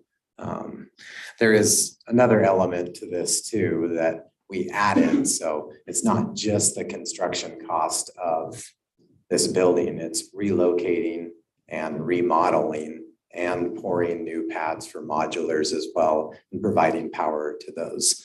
We did find in the bids that the electrical cost was somewhat high. I mean, it didn't account for the $2 million over budget or close to, but a lot of these contractors, like I said, we all know that we're limited to contractors in the area. So they're all using the same people. There's really not a pool to pull from. And if they were to find a plumber, an electrician from, Tennessee, everywhere else in the nation right now has got a shortage of contractors. So that's why a lot of these bids are very close. So I guess moving forward, if we cut some of these things out of the project, then, those costs per square foot, like this one's coming back at close to $600 a square foot, but those are remodel costs too, and a new build. Just thinking forward. Just to clarify what you're saying, Stephen, is even though we have 4 different companies, the likelihood is in a project of this magnitude, they would have to subcontract electricians, they would have to subcontract plumbers, they would have to subcontract fill in the blank, and they would all be utilizing the same people in town likely, or a lot of overlap anyway. So it would make sense from that standpoint that plumber is going to charge Shell Creek the same they would charge MGM Construction, the same way they would charge Ormaza Construction. Most definitely. Is there a way to see what subcontractors have bid with these particular folks? Yes, and I can show that information to you. Perfect. Go ahead. So I was gonna say, it sounds like to me, we have a lot of students that have opportunities if they go through our CTE programs to start businesses that would really help our district and our county. If we had, some of our kids go through more programs and boy, they could start a business next year and, come in as the new guy, say, well, I don't have a lot of experience, but I sure learned a lot of stuff in my CTE program and I want to, dive into this field. And it would be really helpful. So I'm just going to put in a little plug for our CTE programs because obviously we have a great need for, all of these different trades. Not that helps us right now with this particular bid, but goodness, there's a lot of opportunity, and I hope, you know, looking at this is a project that I think we really need. We need to provide our kids with these opportunities. If there's a way we can, you know, look at this and say, you know, this is not in our budget, but can we go back out to bid and potentially get somebody to come back in lower? I think that's a good idea, because obviously there's need for these CTE programs, whether it's, you know, this particular one is food science, whether it's construction, anything else. We need to provide our kids with those opportunities. So everything we can do to make that happen, including potentially, hopefully getting bids back that are closer to what we need, would be fantastic. And we always talk about, well, you know, we want to do what's best for students, right? We want to provide students opportunities. And this is an opportunity that can do a lot for our community and our students. So those are my thoughts. If we can possibly put it back out and, you know, hope with the new system that we approved that we could get some other bids back in, that would be a lot closer, or even a donor that says, hey, I'd really love to donate $1 million to this project. That would be fantastic too. Anyway, other thoughts from the board? And I just wanted to say, as a student, I really do enjoy seeing, not only I'm a part of the CTE programs, but also seeing the other CTE programs provided at my high school. It's very nice to see the students that get the opportunities to like kind of get an idea of what they want to do in the future. And like I talk to a lot of adults about our CTE programs, and a lot of them say, oh, I wish I had that when I was younger. And I feel like it's a really great opportunity for students in the Elko County School District to have those CTE programs. Thank you. Thanks, Adriana. And I'll add to that, just like the Cook Center contract that we talked about directly applied to pillars 3 and 4 of our strategic plan, which we committed to putting time and attention toward. One of our, I think it's pillar 1, if I'm not mistaken, has an action of a commitment from our district to create and develop advanced pathways and CTE programs for our students. So I love that the kids love it. It's a priority for the board as well. And so we need to, yeah, I know that maybe on the surface sounds in contradiction to what I'm recommending. I'm balancing a recommendation to reject because of financial implications with a call to the excellent work that Heather is doing with our CTE programs. We're constantly expanding our offerings. And so even though, you know, this may be a little bit of a stumbling block here with this one, we're dedicated to continuing to look for advanced pathways because we know they're important. Thank you. Madam Chair, if I may, this has been going on for almost 3 years now, maybe a little more than 3 years, if I recall correctly, because I think we started getting the grant funding for the equipment, or at least we received the equipment through grants prior to COVID. Am I close to that? I think that's the other thing that's working against us. And it works against almost all government agencies at the length of time that it takes. I know that I often ask a lot of questions, which sometimes slows things up, but I would strongly recommend that we move forward as expeditiously as possible to bring this back before the board with either a redesign or rebid, whatever it may be. But the sooner we can get this back in, I still think that this is a project that deserves our consideration. And I think that the students would still be able to move forward with that. So Madam Chair, I'm going to go ahead and move forward. Regrettably, I move that we reject all bids for the Spring Creek High School food science building. Do we have a second? Second. All right, we have a motion and a second. Is there any other discussion? I have to disclose that I have a family member that is a subcontractor for this, so I'm abstaining from voting. Thank you. I have just some more comments I'd like to make. Go ahead. Same. I feel I was the only one who voted against this project in the first place. I feel like this is a blessing in disguise that the bid came in this high and gives us a chance to table this until later. We are in the process of getting funds from the county right now, either 1 to 25 cents. I've talked to county commissioners who are pretty much saying, because of this project, it's not going to look like we're going to get as much as we'd like. I think that this project will directly impact how much we end up getting in tax revenue from the county. I just don't think it's a smart move to move on this right now. I think it would be wise to, I'm on the Capital Improvement Advisory Committee. When we met, there was some pushback about this project and it had already been voted on. People saying, can it be tabled? And the superintendent said, well, no, it's moving forward. It was voted on and it's moving forward. That is what I was hearing at the Capital Improvement Advisory Committee. So I really think that this is something that should be tabled, not put out for rebid. I think it needs to be tabled. And I think that what I'm hearing from so many people is that the track in Wells is not even usable, that kids are not even able to practice on the track there, that they're having to use other schools' tracks. I think we have to make sure that we're giving opportunity. While I love this opportunity and I think that CTE is wonderful and that we should provide opportunity in that area, I think we also need to provide opportunity for equal opportunity for our kids around the district to be able to participate in track and other things also, and not have, you know, the track be a safety hazard at certain schools. So I think that's my opinion on it. I think it's a blessing in disguise, and I'm happy to reject all the bids. Thank you, Brooke. I don't like the motion just because it doesn't include putting it out for rebid, which costs us zero. Costs us nothing to do that. I also feel like that sends a message out to these companies that we are serious, that we are looking at it, and that we do expect a fair bid. And I don't feel like these are fair bids. Everything that's been described to me has been that these are at the peak of prices on everything. And we're looking for a deal, and we also have projects coming up in the future. So I don't see anything wrong with putting it back out there for rebid, including because we have this new resource too. Doesn't cost us a dime to do so. So unless you want to amend the motion, I'll be opposed. I just have one question for the board. Is anybody else worried about the message that it sends to the community, to the county commissioners who are going to be able to vote and decide whether we get 1 to 25 cents? If there are so many people opposed to this project, what are your feelings on that? I'm happy to. How does that concern you? I'm happy to address that, but I feel we need to put this to a vote first. The reason, Jeff, that I didn't include something like that, because I believe we do need to go forward.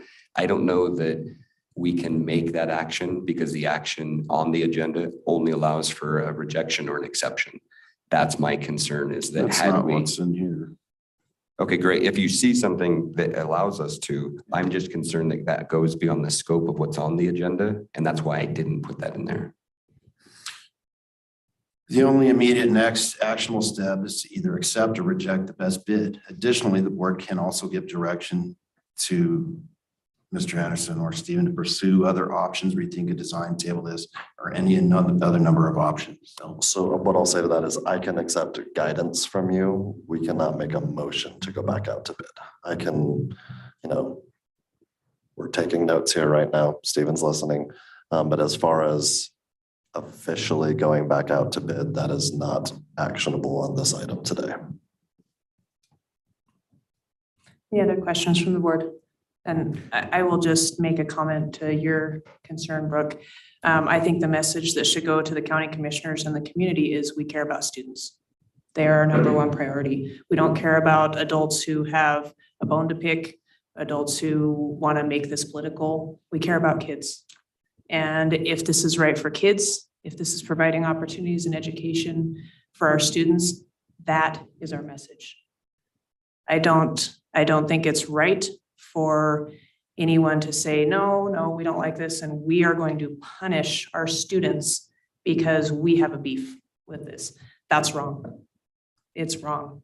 And they can put it any way they want, but that is wrong. We care about kids, and that's our message. Okay, and I would like to say that I care about kids. My message is that I care about kids, but I feel that $2.6 million could be better utilized in the district for the benefit of our students in other ways and in other areas. Other questions or thoughts from the board before we move on, or before we vote? No, I'm flip-flopping on what I said then. If we can't add that, then I'd support your motion to But I also would like to add that this is something that I brought up before the meeting. I would have liked to seen that as an option on the agenda. So maybe next time we can include that, and because that is something we discussed. And that's certainly guidance we can give as a board. And I'll let you know that whatever is decided upon right now, we do have our next meeting with the Capital Improvement Committee on Thursday, and I'll be sure to share that information and get feedback from them, because that is the purpose of that committee's existence, is to help make recommendations, and not official recommendations, but help provide feedback on what the community needs are, and I can bring those back to you. Thank you. And just one other item as far as different communities have different needs. Absolutely.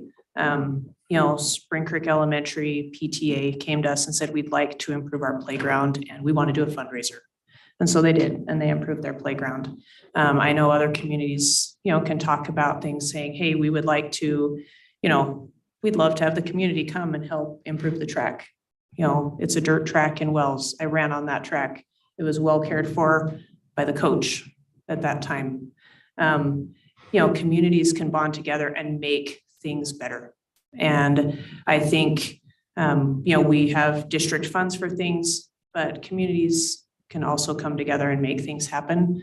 We always talk about parental involvement.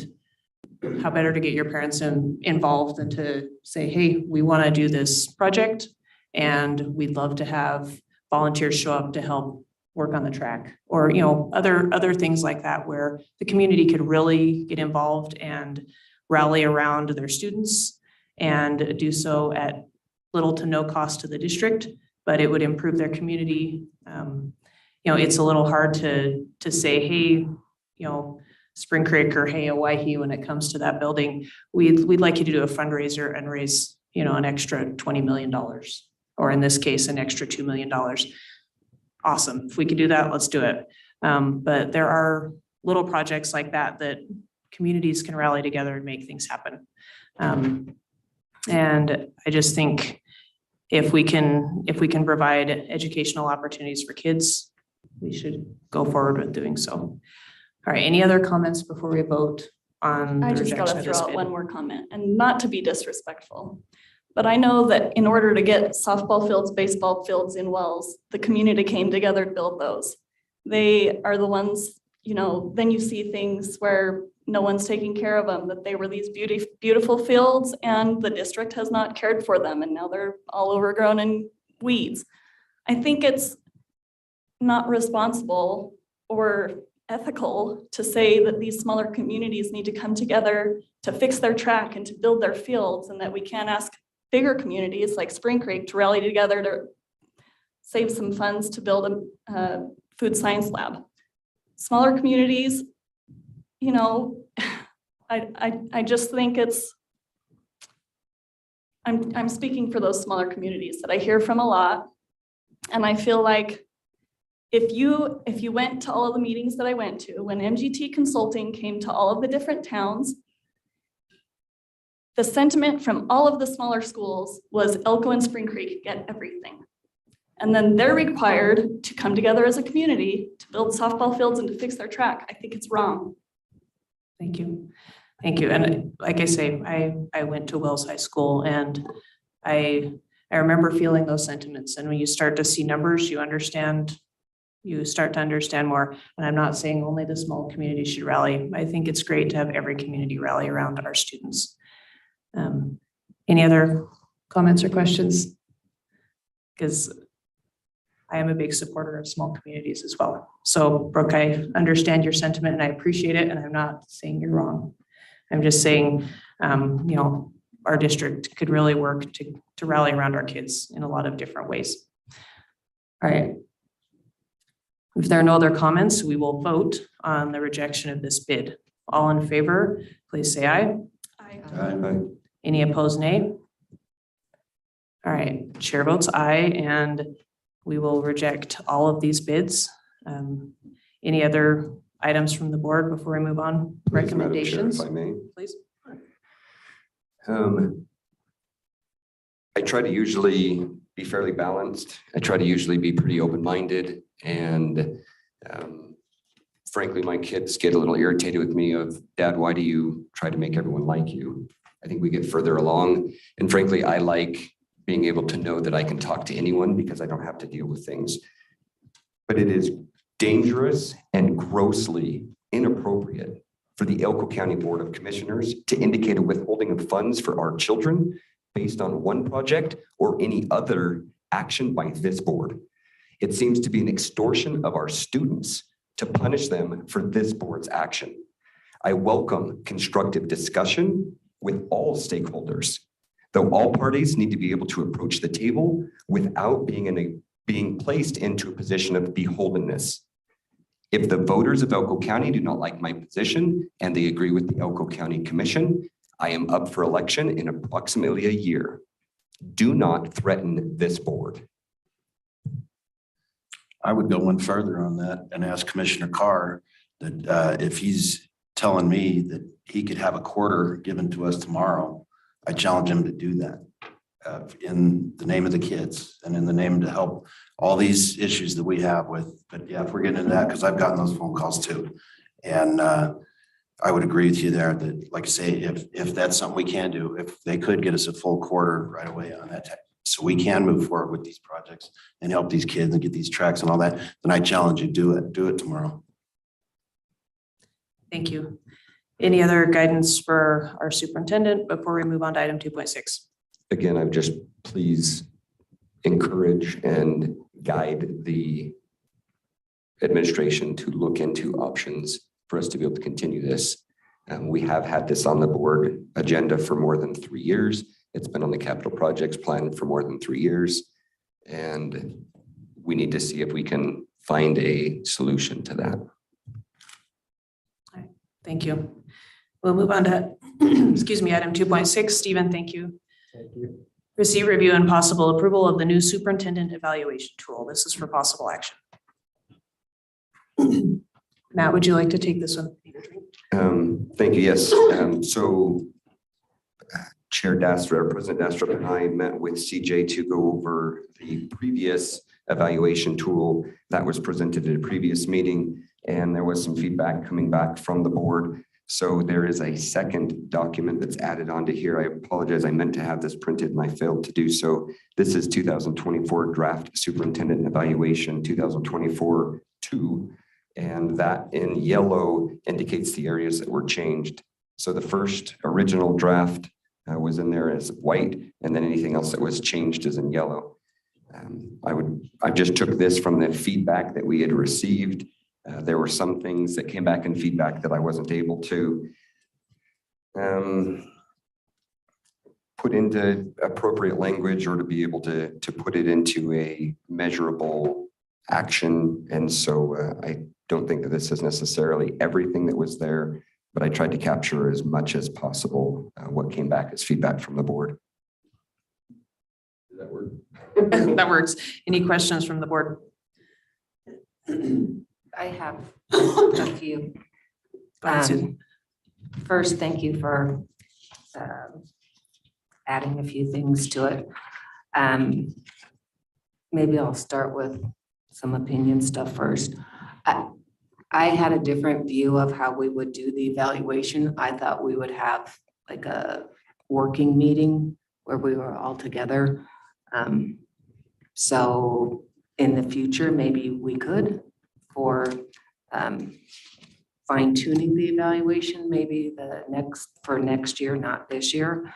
I definitely think for his evaluation after it's finished for this year, we need to look at it again for next year, like right after that, so that we're not sitting here in October looking at someone's evaluation, because that's not fair to our superintendent, and this is just my opinion.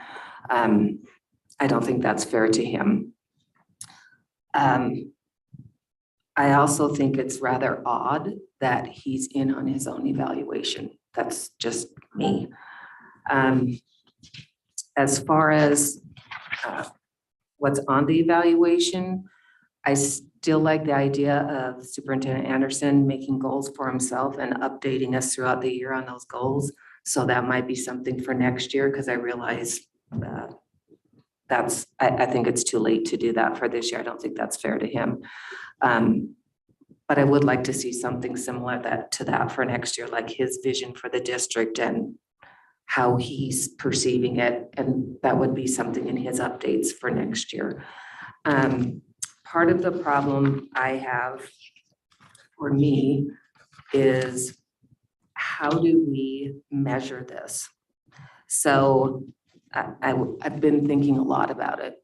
And I'm not sure how that can be done. But one way would be, we'll need constant feedback on what's happening with all of this, so that when we do have to complete this evaluation, I know from meeting to meeting that he provided that information. Look at my notes. Like part C, number 3. I don't know how you measure that, how we will know unless he gives us an update on that. Same with part D, number 1, and even 2, 3, and 4. I don't know how we evaluate that, how we measure it. On part D, number 7, I'm not sure what is meant by champions board goals and develops linkages between board goals and district strategies. So if someone could explain what that means to me, I would appreciate it. So I'm going to jump in there if I may.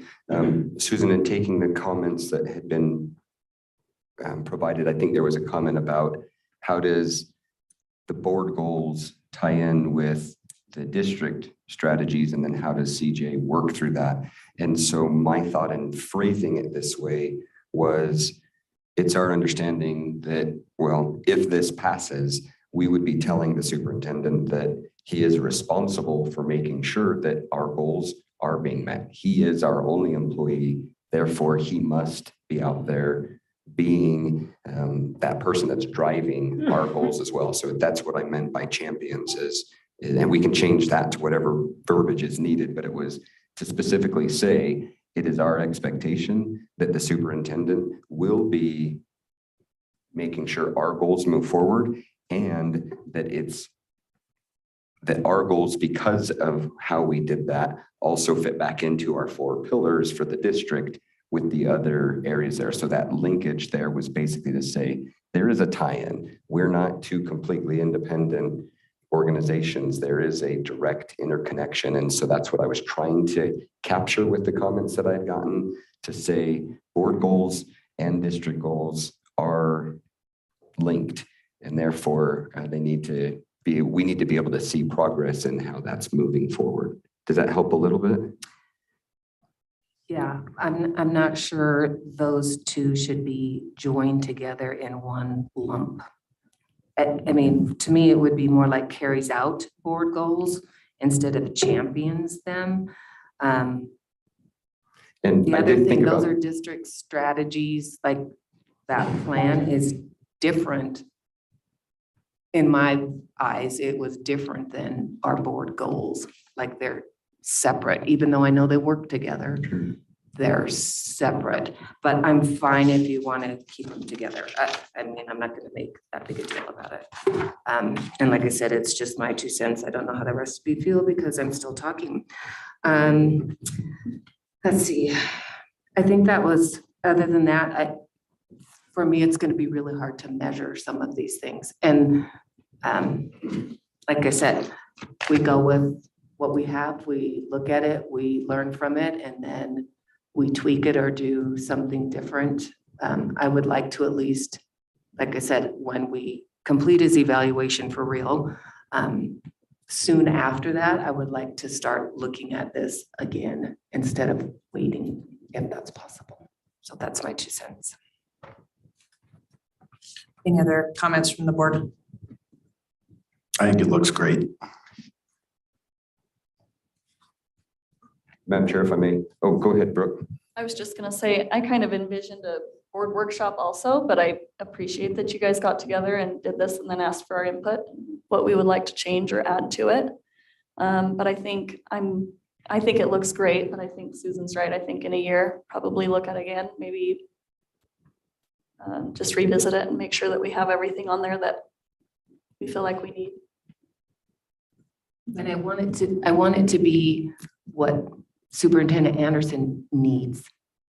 It's like right away, like, okay, this is done, but now for next year, hey, I have this ahead of time. I know what I'm supposed to be doing, what they're looking for, blah, blah, blah. Because I think that's only fair to him. Like, I wouldn't want to get something later, go, oh, you wanted me to do that too? I'm like, thanks for letting me know. And not saying you will do what you need to do. I know you will. I just would like someone to have that earlier next time. Thank you. Any other comments or questions or input? If I may, Madam President. Yep.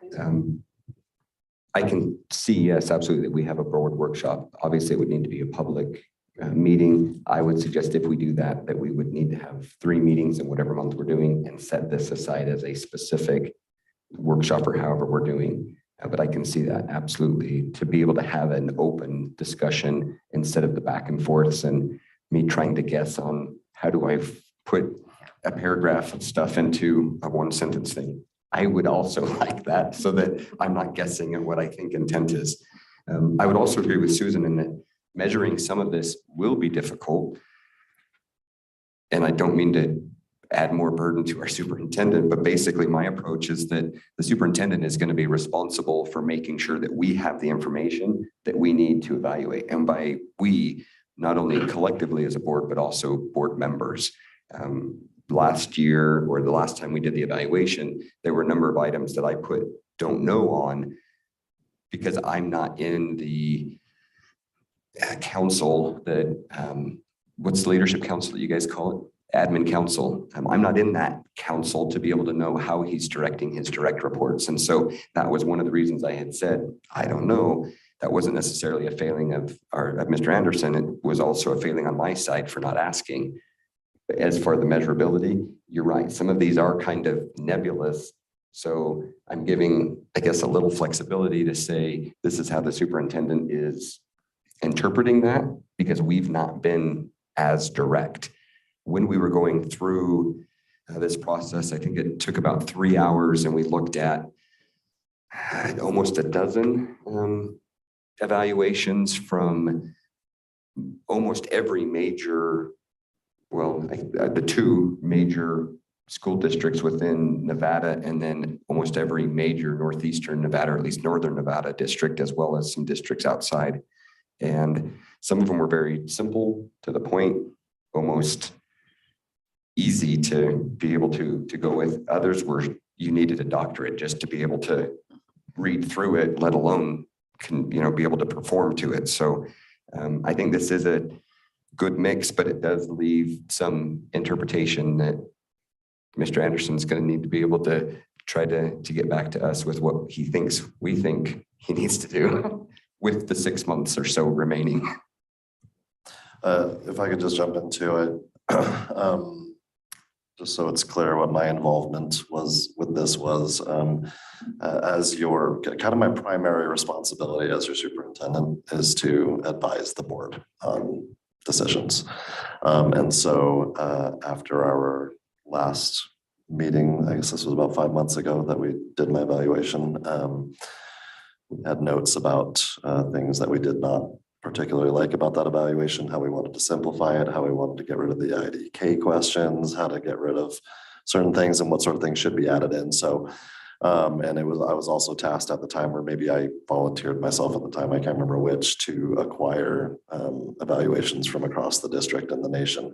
So you guys could have an idea of what other people do. And so my involvement in this was to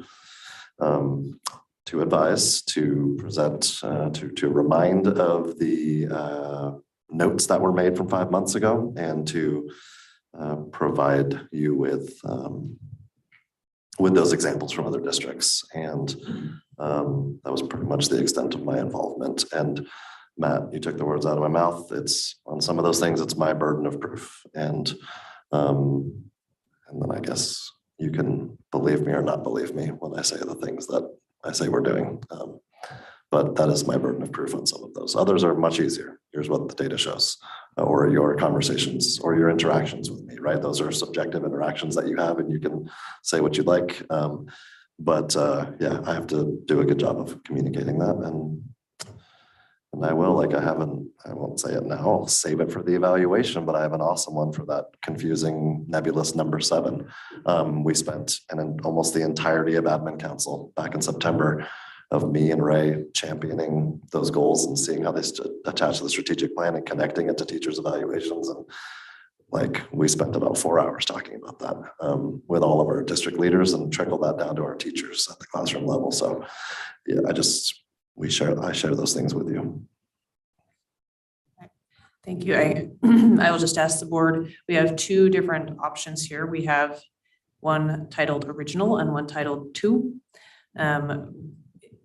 Is there a particular evaluation you prefer? Is there an evaluation that you'd say, I really like this one, but I would like to take out?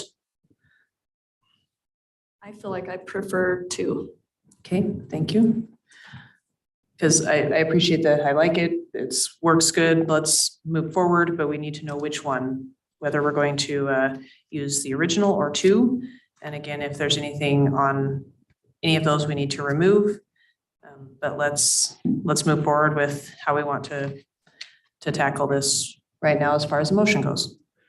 Madam Chair, move to approve the new superintendent evaluation tool using the document entitled 2024 Draft Superintendent Evaluation 2024-2 as our basis. Thank you. Do we have a second? We have a second. Any other discussion? Anything on 2 anyone would like to change or remove before we vote to accept that one? I'd like to change that word champions. I'm not really sure what a good, I put meets, then I have carries out. I don't know, I'm stuck with developing, so. I like the word champions personally. Linkages seems weird to me. Should it just be develops links between board goals and district strategies? I'm good with how it's written, so. For the sake of moving on, I am too. Okay, all right. Well, unless someone wants to make an amendment and is real particular about it, I say we go to a vote. All right, all in favor of approving this updated superintendent evaluation tool with the 2 as the tool we are going to use, please say aye. Aye. Any opposed, nay? Chair votes aye and the motion carries. And at your request, after we evaluate Mr. Anderson in the spring, we can revisit this tool in a different manner. Thank you. Item 2.7 is receipt, review, and possible approval of policy GDG.03. No recording of speakers. This is for possible action.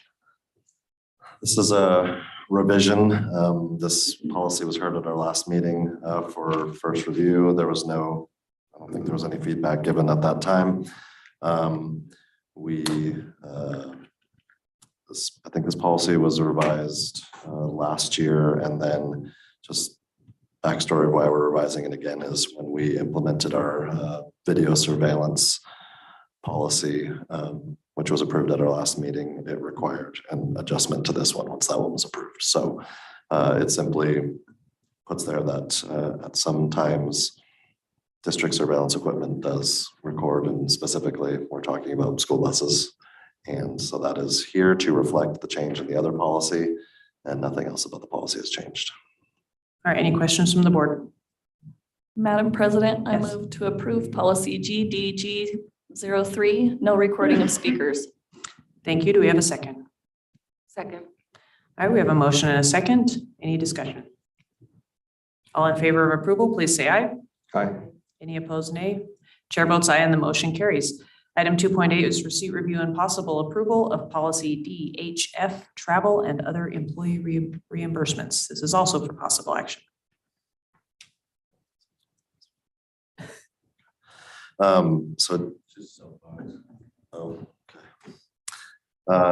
DHF, this was, your board member item.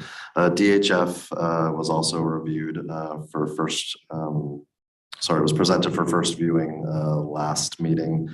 And this one is updates to our policy for,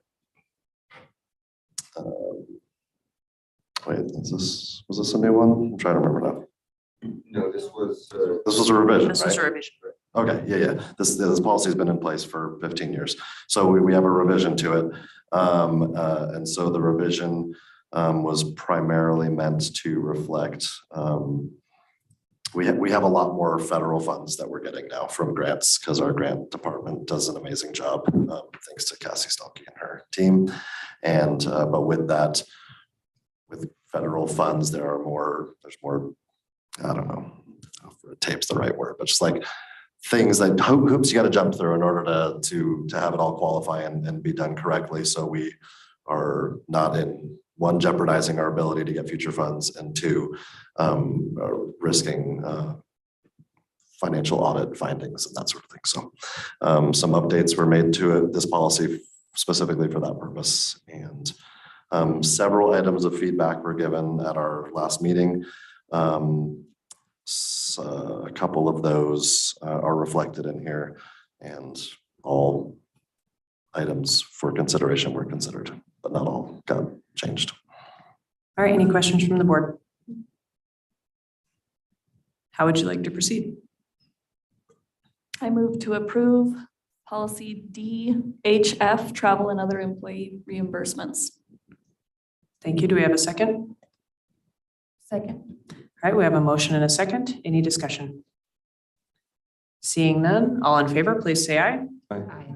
Any opposed, nay? Chair votes aye and the motion carries. Item 2.9 is receipt of quarterly update reports.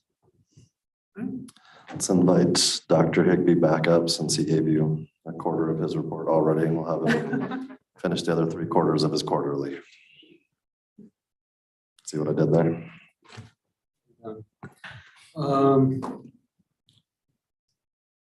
Before I start, I usually thank everyone in the world, but I need to. Our school psychs, our coordinators, our case managers, our nurses, our occupational therapists, our speech language pathologists, our EL, and our amazing administrative assistants. I think it's important to recognize them because right now, across the nation, I was at a law conference this last week, and the SPED world is on fire.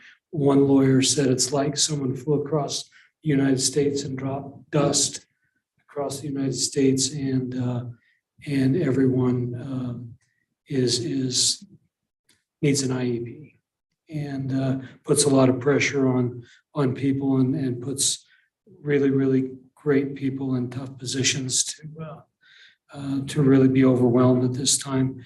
And that's in all facets of special services. I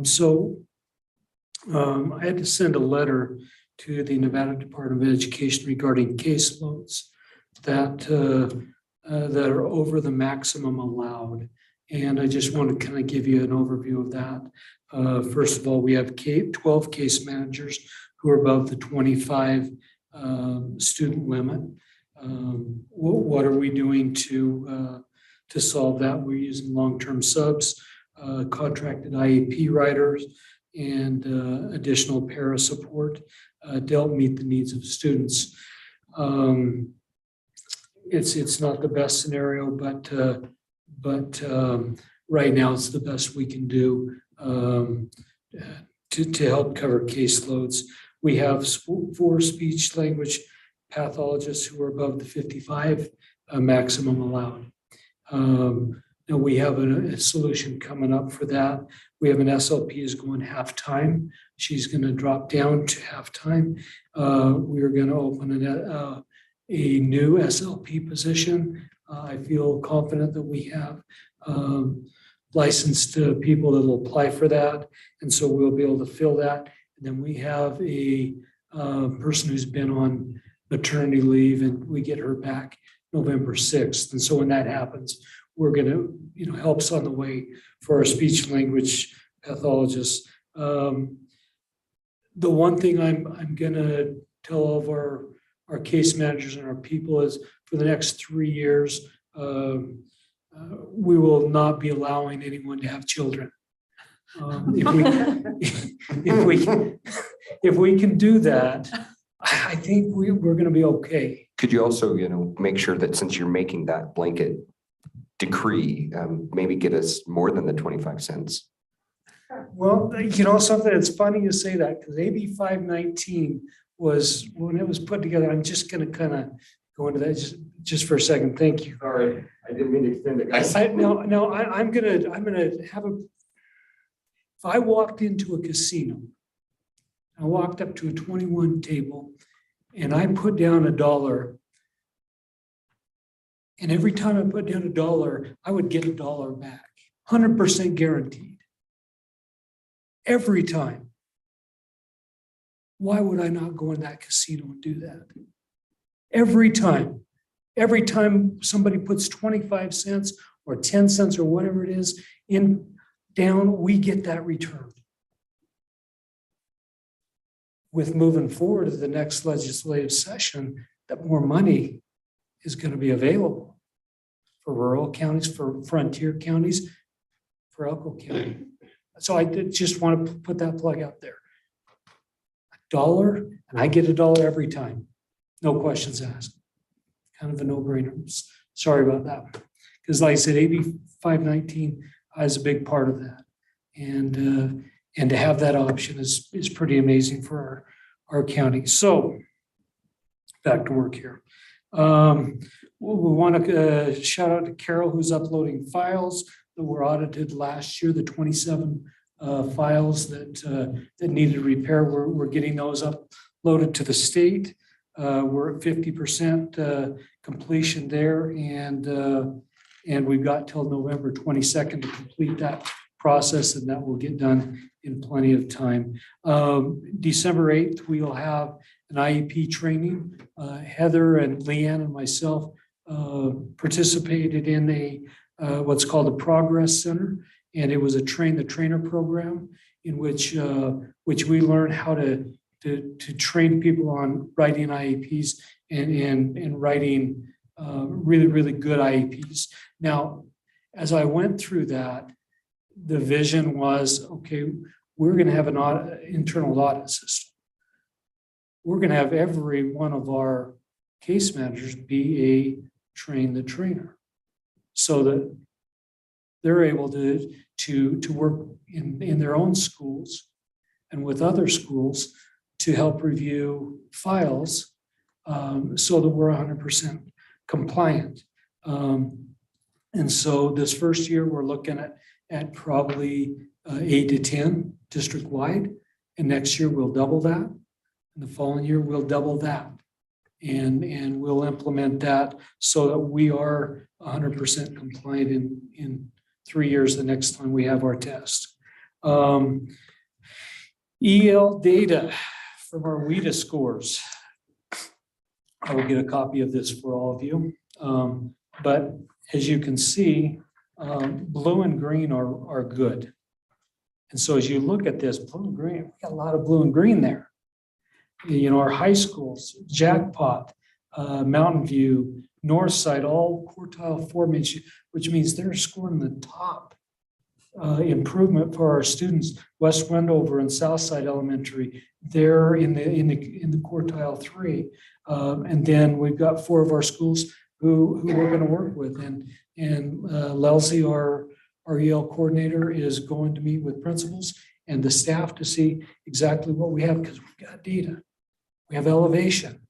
We've got the ability to change that right away. And so that's the goal. You look at the middle schools. Adobe is in blue with quartile 4, and West Wendover. We're going to improve. That's the reality. And the high schools, Elko and West Wendover, both of those are in quartile 3. So we have that data, and I will get that data emailed to you.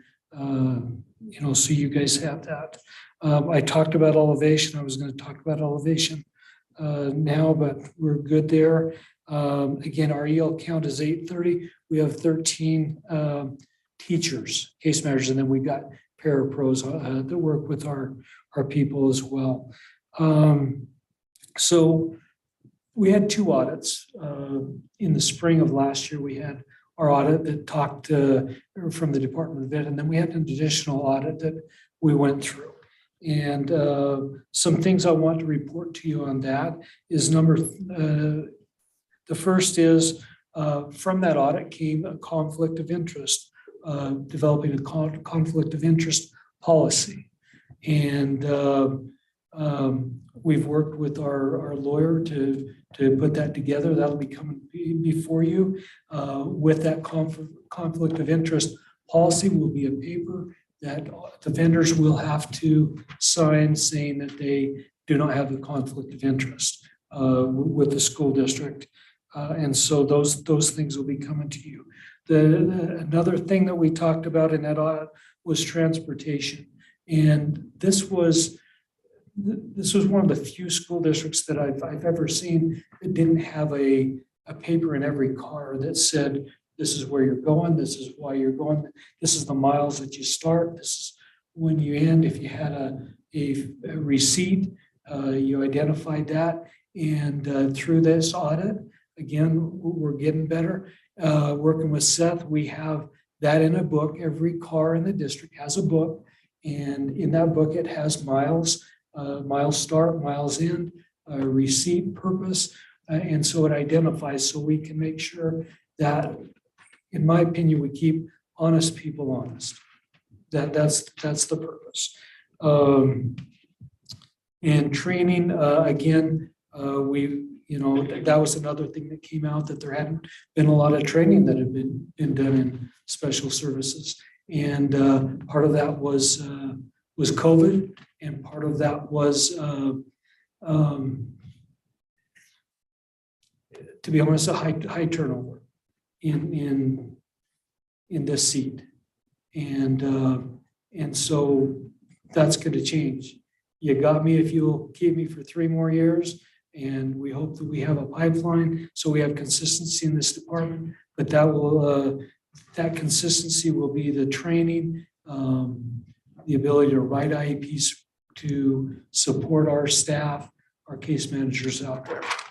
Can I ask a quick question? Yes. So you were talking about what you have in the vehicles now to keep honest people honest. How often is that something that stays in the vehicles? Do they have to turn that in?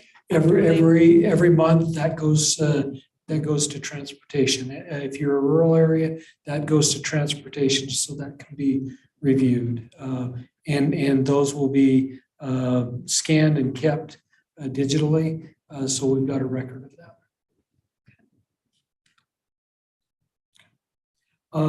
And I just want to reiterate, our goal of special education is to have a student who is independent and will self-advocate for themselves. Paraprofessionals and the one-to-one adult support is a big thing in the United States right now. And at a law conference that I just attended, I have a plethora of data and case study to show the negative impacts of one-to-one over a period of time. And moving forward in our district, every time that we include a adult support, we will require our case managers to have what's called a fade-out plan. Because again, the object is to make independent and self-advocacy kids before they leave us. And so that fade-out plan, it could be from 100% to 80%. Susan, you talked about success. That's success. I mean, getting the kids so that they can be without adult support at some point. That's huge for us. And again, I will share the research on the one-to-one adult support with you. I want to talk case for you a little bit. you can write this down and again, I can send it to you, but Miller versus the Charlotte Mecklenburg School Board. It was a Fourth Circuit case, and in that Fourth Circuit case, it said IDEA does not require the district to provide an IEP to any student when parents request it. Now, just because a parent requests it doesn't mean they get it. They have to go through a process. And what the parents sued said that they disagreed with the evaluation that took place. And this went from due process all the way up to the Fourth Circuit Court. And just because the parents disagreed with the outcome of the student evaluation, it didn't amount to a failure to conduct an evaluation. So when we have somebody bring like a doctor's note to us, and then they say this doctor diagnosed somebody with something, then we've got to go through an evaluation process and we've got to make a decision. Does that student need help educationally? Okay, how does it impact their education? We don't disagree that there's a diagnosis, but we have to decide, and we have great professionals to do this. And it's interesting because this was a 2023 case. And so as long as we go through the process, we document that process to determine whether that student has educational need, we're good. And that was an interesting case to consider. With that being said, and I've talked to Superintendent Anderson, but I would really love to have a board workshop in which you guys send us questions that you have. And we can talk IDEA, we can talk FAPE, we can talk least restrictive environment, we can talk the aspects that you may have questions that you get from people in the community that you serve. And I think it'd be well worth the time to have that workshop and provide some training for that. And so just a suggestion for something down the road. The next thing, on November 4th, from 10 to 2, we have what's called the North Rural Family Summit. And that is presented by Nevada Hands and Voices. And we're going to host that right here. And it's hosted by us and Nevada Early Intervention Services, the Elko office.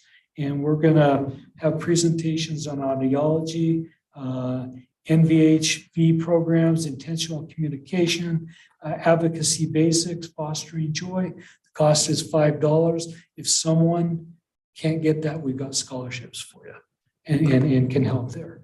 If you've got questions, please call Special Services for more information. Our nurses are tying up their vision screening, and they've got a number of referrals.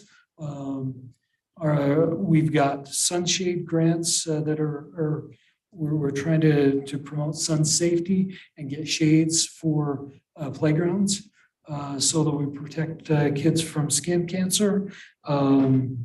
Layla at Spring Creek Elementary School is working on audio enhancement. She spent some time with Superintendent Anderson a bit back. Our nurses are providing CPR staff training to coaches and teachers.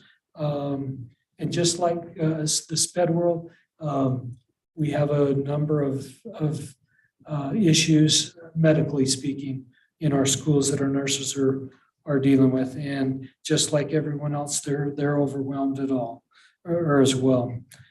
Questions from me? Any questions from the board? Briefly, Dr. Higbee, I'm sorry, did you say there were 830 EL students with 13 teachers? 1-3. Okay. Yes, 1-3. But we've got paraprofessionals that work with our EL population, and they can do that. They can't test, but they can kind of case manage there. It's a little different than in special education. Sure, no, I appreciate that. Thank you. You mentioned training for special services. This is not specific to this department. but rather to all departments in the district. I'd like, and we've talked about this a little bit as a board, I'd like to see that all employees who attend trainings send at least one thing they learned back to their peers, whether that be fellow teachers in a grade level or a curriculum, speciality or a classification within the office, defined by the supervisor, the director, the superintendent, however that is. But I'd like to just see that, yes, the entire district is benefiting from all the trainings that people get to go to when they can get to go to them. Thank you. Absolutely. Absolutely. A quick note, just on it's a big number for a small number of professionals that help work with those kids.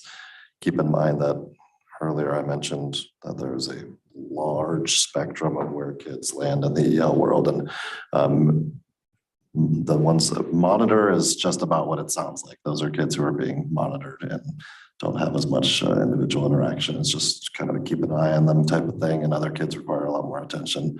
Don't want to give the impression that one person's trying to split their time on average between 80 kids on a daily basis, because that's not necessarily the way that works out.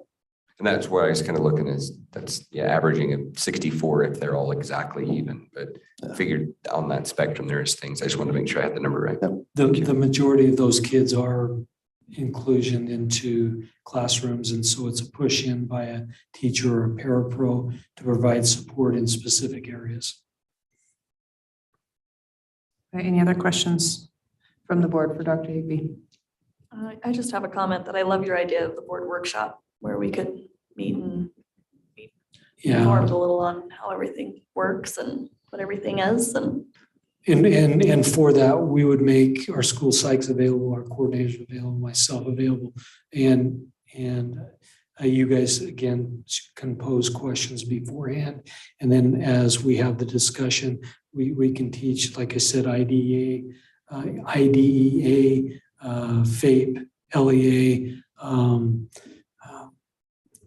all the things that we're facing right now, again, so that you guys have the opportunity when somebody comes to you and talks to you, you can say, something, this is my understanding, but for heaven's sakes, go visit with us if you need more. Yeah, I think that's a great idea personally. Yeah, I do too. All right, any other questions from the board for Dr. Higby? All right, No, seeing just none. thank Dr. you, go ahead. by the way. Thank you very much. Yes, thank you. All right, thanks, Dr. Higby. All right, Stephen, looks like you're up.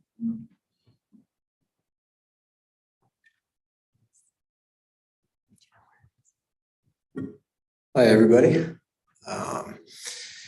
Give you guys an update on construction projects that we've completed. We've kind of talked about some of these in past board meetings, but for those of you that haven't heard, we have an annual maintenance contract that we put out every year to bid. This year was around $350,000, and a local contractor, Superior Services, won that bid. It was part of the eastern region of our school district, and that's all complete.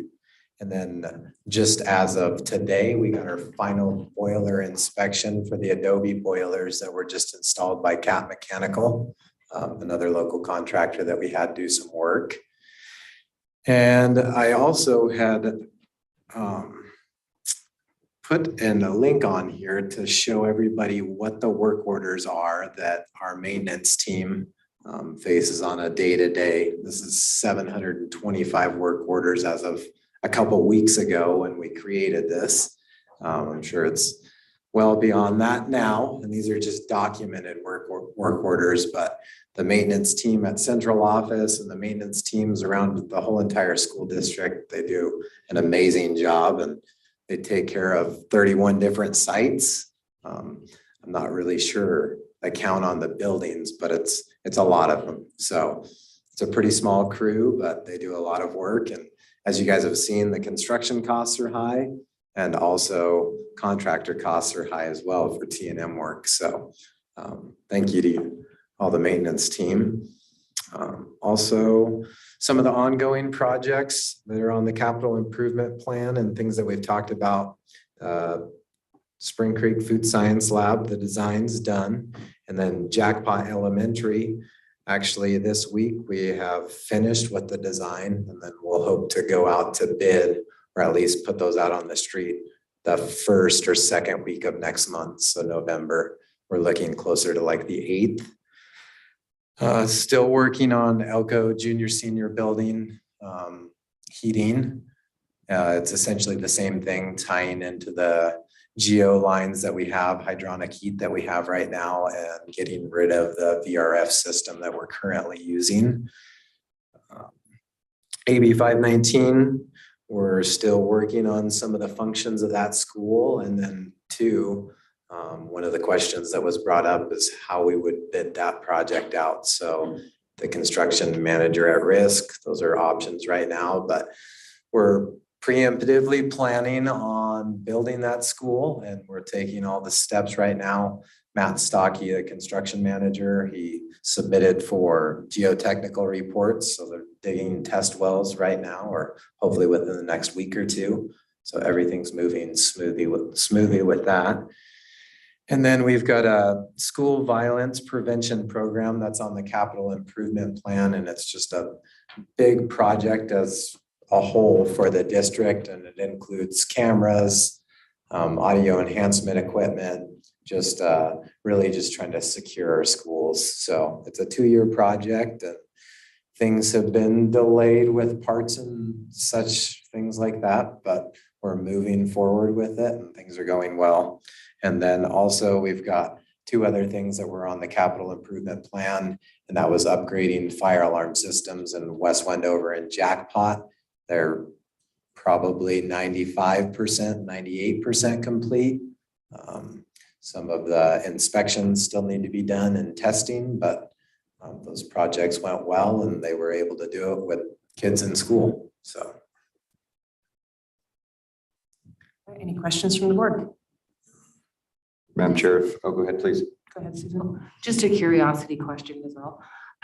When they do the work orders, does it have to be, can anybody fill one in, or does your building superintendents get feedback from a teacher and then they put it in, or just anybody goes, help me, I need whatever? Typically, we just try to convey to the principals and the building soups that are, or the maintenance staff that's at each school site, to create those work orders, just because, you know, if a teacher was to put one in, it may not have all of the details. And those building superintendents at each school are very involved with the teachers and principals. So typically they would put them in from time to time. We'll get them in from a teacher. And if there's not enough information, we can just request, hey, there's not enough information here. Can you please send this to your site administrator or building soup, have them take a look at it, and then we'll move forward from there. But to answer your question, yes, anybody can put one in. Thanks.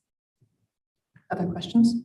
Stephen, on page 25 of your report, the 3rd one down, I'm just kidding. In all seriousness, thank you for providing the information, for giving us that in advance for us to look through. It is helpful to have that. I appreciate that. The only question I had is in regards to SB 5 that you had provided, was in regards to SB 519.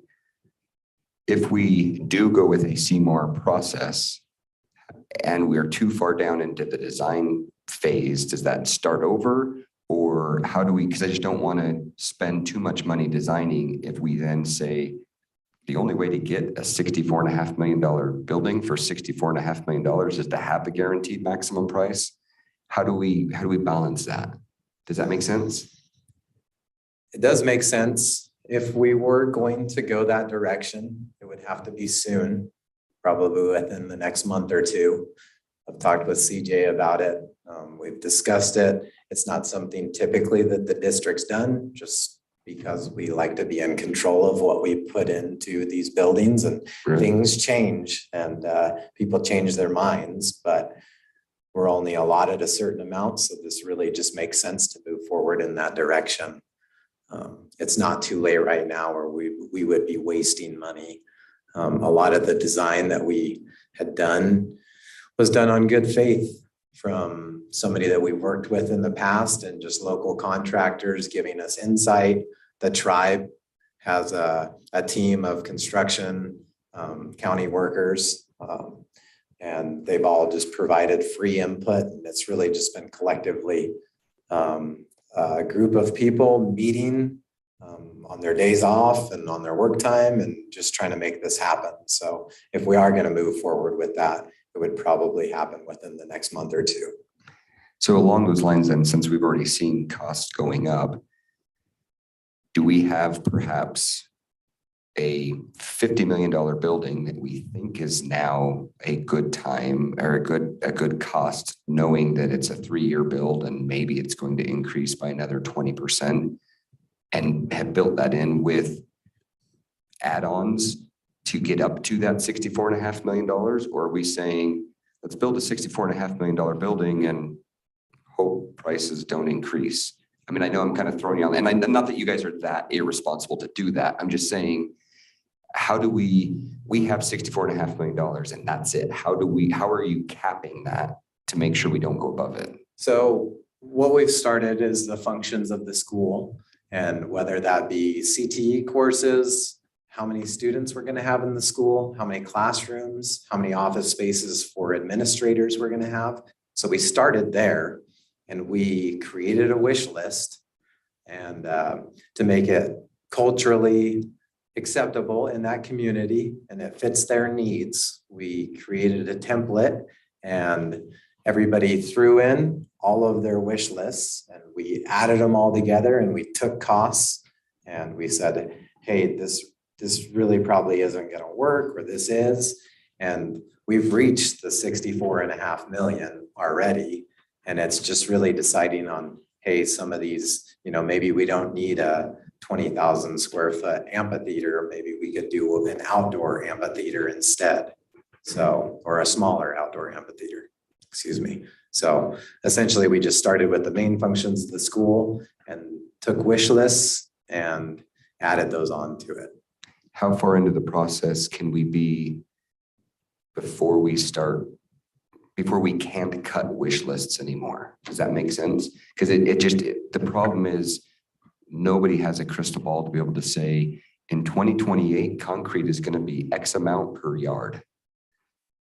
So I guess that's what I'm saying is, how do we protect the district? If I could add to from that, having a 90% finished building and then we've run out of money. Does the design folks, have they seen the last bid we got? Is what I'm getting at. I mean, Yes, should we be definitely. designing a $40 million school? We've thought about that. Knowing that it's going to cost 70 by the time we get it done. We talk with design companies and engineers on a daily basis, and we are all concerned. Yeah, So I just don't want to yes, run into this again. Yes, and that would be the reason why we would do a CMRA or CMAR build, is they can guarantee that we need a building that can hold this many students, and this is the amount of classrooms. These are the functions of the school, and they can build that with whatever materials they deem. So That's scary too. It is. Stephen, again, thank you for you and your team, and thank you for giving the report. Any other questions from the board? All right, Stephen, thank you. thank you. All right, we'll move on to item 3.1, which is our consent agenda.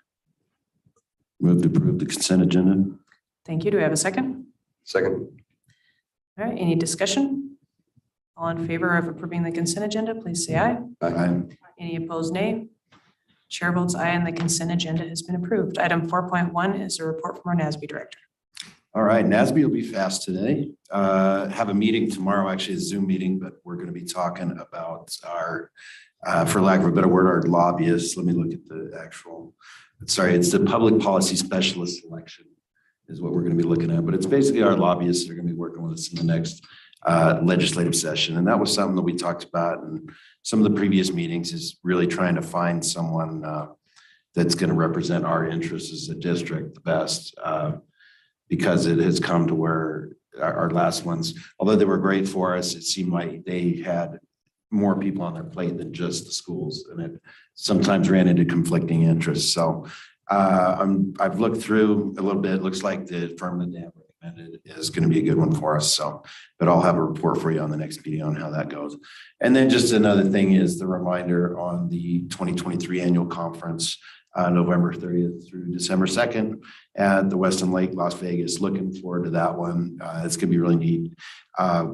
He's got Christy Sweat coming out, who's the president of the National School Boards Association and also local enough from the Salt Lake City School District. So looking forward to hearing from her, and looks like a couple other really good keynote speakers. So, and then as a reminder, the breakouts are going to be designed towards everybody being able to get their certified public official requirements moving forward. So that's all I have regarding NASB is those two items coming up real quick.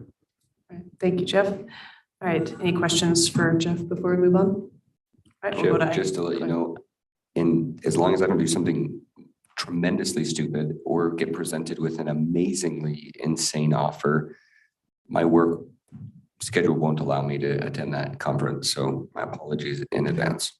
We'll miss you. I'll eat your prime rib. All right, let's go to item 4.2, items from board members. Madam Chair, I'm going to try to make this quick. Thank you for the 3-minute timer. I know that Dr. Byers had asked for that previously. I appreciate that. I know that we've been staring at it all night, but I do appreciate that that's there. And then what I love about this board is a diversity of backgrounds, experiences, and opinions. I appreciate the requirements that this board, that there are requirements that this board is represented by a vast geography of and variations between the communities within our county. Brooke, thank you very much for your input regarding the food science building. My desire to move forward to this project is not because I don't recognize the needs of all of our communities, but rather it's because I feel that this project has progressed through the process and therefore can be more readily attainable with the funds that we have and will have an impact of our students more quickly. Thank you. Sorry, I just had to use the timer. Good job, Susan. I missed that. Was I within my 3 minutes? I'm glad he did, or he would have. We appreciate the testing. All right. Yeah, I would have continued. Any other items from board members? Matt, that doesn't mean you have to use the Yeah. 3 minutes. 30 seconds is fine. I do just a couple Go of ahead, things. Jeff. No need for the timer. It'll be quick. But I wanted to go back. I actually did have something to say on 2.07, but it was more soapbox than anything regarding, and now let me go back and look which one that was, because I have two things. No recording of speakers. I just oppose the policy in general simply because I believe it to be unenforceable. It also doesn't follow state law. If somebody wants to record something, they're going to. It's secret. You're not going to know, but it is not illegal. It's not something that, I mean, are we going to ignore that evidence saying you broke the policy if that comes out? Because I know certainly a court or something like that would not. But just based on First Amendment principles and the fact that there's no privacy in public, I believe that transparency demands that if you're out in public and you're in a school, you should be watching what you're saying all the time. It shouldn't matter whether there's a policy to record you or not. So I just wanted to put that out there. The other thing I wanted to say is I would like to see on the next agenda, I'm formally requesting that we have a item to rebid on 2.05, including possible options to that project. Again, I want to stress that it costs nothing to do this. But I do want to send a message out there that we did not find those bids acceptable, that they were too high and that we expect better. So I would like to put that out there again with that additional resource. And Brooke, I agree with you 100% and that we need to address some of these other issues, especially in the smaller communities. And I actually have some ideas on that. I'm not going to bring it up right here, but I am going to follow up on that to see where that's going and maybe we can do something that doesn't involve the communities having to go out. But money's tough. I just watched $72,000 go out tonight that I voted against because I didn't think it was a good deal. And I'm going to continue to do so. And I know that $72,000, although some of it's earmarked for certain things, in a general way could be used for other purposes that I believe are more, there's better value for our dollar. And that's why I'm here. Thank you. All right, thank you. Any other items before we move on to the superintendent's report? All right, seeing none, we will move to item 5.1, which is our superintendent's report. Thanks. A few things to share. And start with a celebration. Thanks to Michelle Nichols at EHS for sharing this information with me, but the EHS Spirit Group, which is cheer and dance, won the Spirit All Academic Award with GPA of 3.33. So they are all state academic in that regard. So congratulations to our, I already forgot the name of it, the EHS Spirit Group. Congratulations to them. Yes, absolutely. It's important that we try always when we're recognizing our athletics and extracurriculars to not only acknowledge their accomplishments in what they do, but also in maintaining academics because they're students and then those other things. So yes, congrats to them. A couple things I just wanted to fill you in on. Week or two ago, I guess it was about 2 weeks ago at this point, went to my monthly NASB meeting, which is the Superintendent's Association, and we were informed that so this would have been the day after our last board meeting, that well, number one, I wanted to shout out to our community.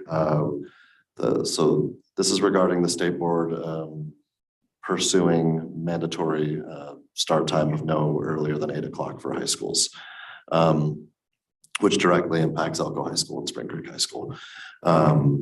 So we encouraged our community to voice their opinion, whether they're in favor or opposed to such a mandate from the state Board of Education on that. And at the State Board of Ed meeting, there was roughly 3 hours of public comment on that item.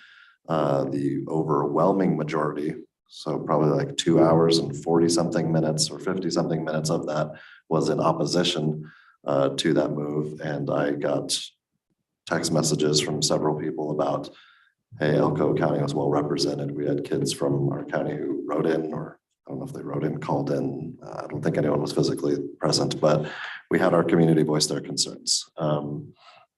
And so, however, I will say, despite the fact that 2 hours and 40 to 50 something minutes of the 3 hours of public comment was all in opposition, the State Board of Ed voted to move forward with going the next step of developing regulation language.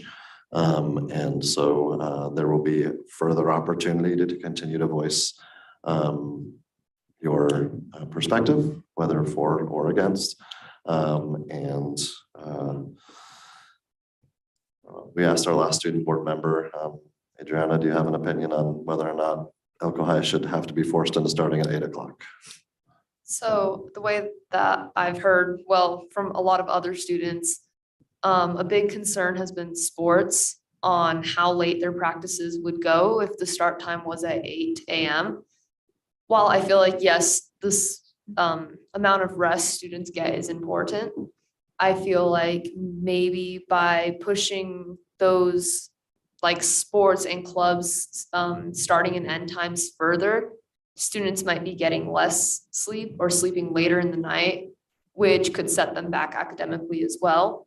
So. Yeah, thank you. And I appreciate that you at first you said sports, but then you said sport. Like this extends to every activity, right? Our theater kids, our choraleers, band, orchestra, you name it. They have practices later in the days on certain days of the week, and yeah, those things would impact those for sure. And with some of our clubs, we have a lot of athletes in clubs as well. And trying to work around practice times, usually we'll have to do something either that cuts into one team's practice, or we'll have to do something after. And if practices are ending at like 9 p.m., that would pose an issue for a lot of clubs who are trying to do like team bondings or like getting ready for certain events coming up in those clubs. So that's just, Yeah, you're saying it would almost force kids to have to choose between those things, or potentially exclude someone from participation because of a mandatory start time. Yeah, thank you, Adriana, for sharing that perspective. So that's where we are, and I would encourage you, Adriana, as well as any of our other students, when this comes back around again, and we'll make sure to let you know when it comes back around again, you just did a great job sharing your perspective, and we need to keep sharing that with the people of the state. I also had the opportunity to go to a Title IX conference. Title IX is something that, you hope to not have to deal with Title IX issues. And that's a lot of the reason why we stay educated on it, is to make sure it's one of those things that if you don't do it right, it can sink you entirely. And so I was able to go with one of our representatives from legal counsel, as well as Ray Smith, our director of school improvement, who also serves as our Title IX coordinator. Is that the right title? Yeah. Ray's a man of many talents, and one of those is Title IX coordinator. As a reminder for people, Title IX is a federal title, which states that no person in the U.S. shall, on the basis of sex, be excluded from participation in, be denied the benefits of, or be subjected to discrimination under any education program or activity receiving federal financial assistance. All federal agencies that provide grants of financial assistance are required to enforce Title IX's non-discrimination mandate. So we further educated ourselves on that. There are upcoming changes that are significant to Title IX. And so I have a role in Title IX, as does our legal counsel. Cody Krenka does too, but for obvious reasons, we didn't bring him with us on a trip. Just kidding, Cody, we love you. And so we made sure that we are doing our due diligence to not find ourselves in a situation of a Title IX violation. So that was a very informative conference. And I want to make sure we're doing a good job there. Quick update on AB 519. This is as recent as today or so, and Cassie can correct me if I'm incorrect, but the state sort of changed a little bit their method that they originally told us about getting that money dispersed and how that would work. They kind of figured it out, and that entire project is now going to be run through our grants department.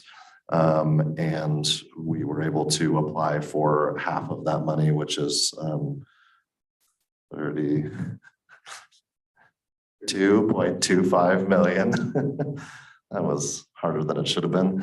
And my understanding is that is going to be on its way pretty soon, so we can stop having people give advice on good faith on this project and actually be able to make concrete decisions. No pun intended with the word concrete. So that is it from an AB 519 update from me for now.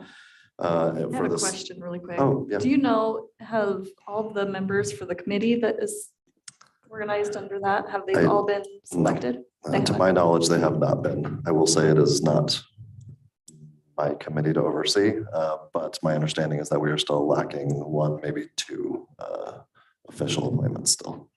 I may be mistaken, but I don't think the county has appointed their second appointee yet. And I don't believe that there's a Native American representative yet. Okay, thank you.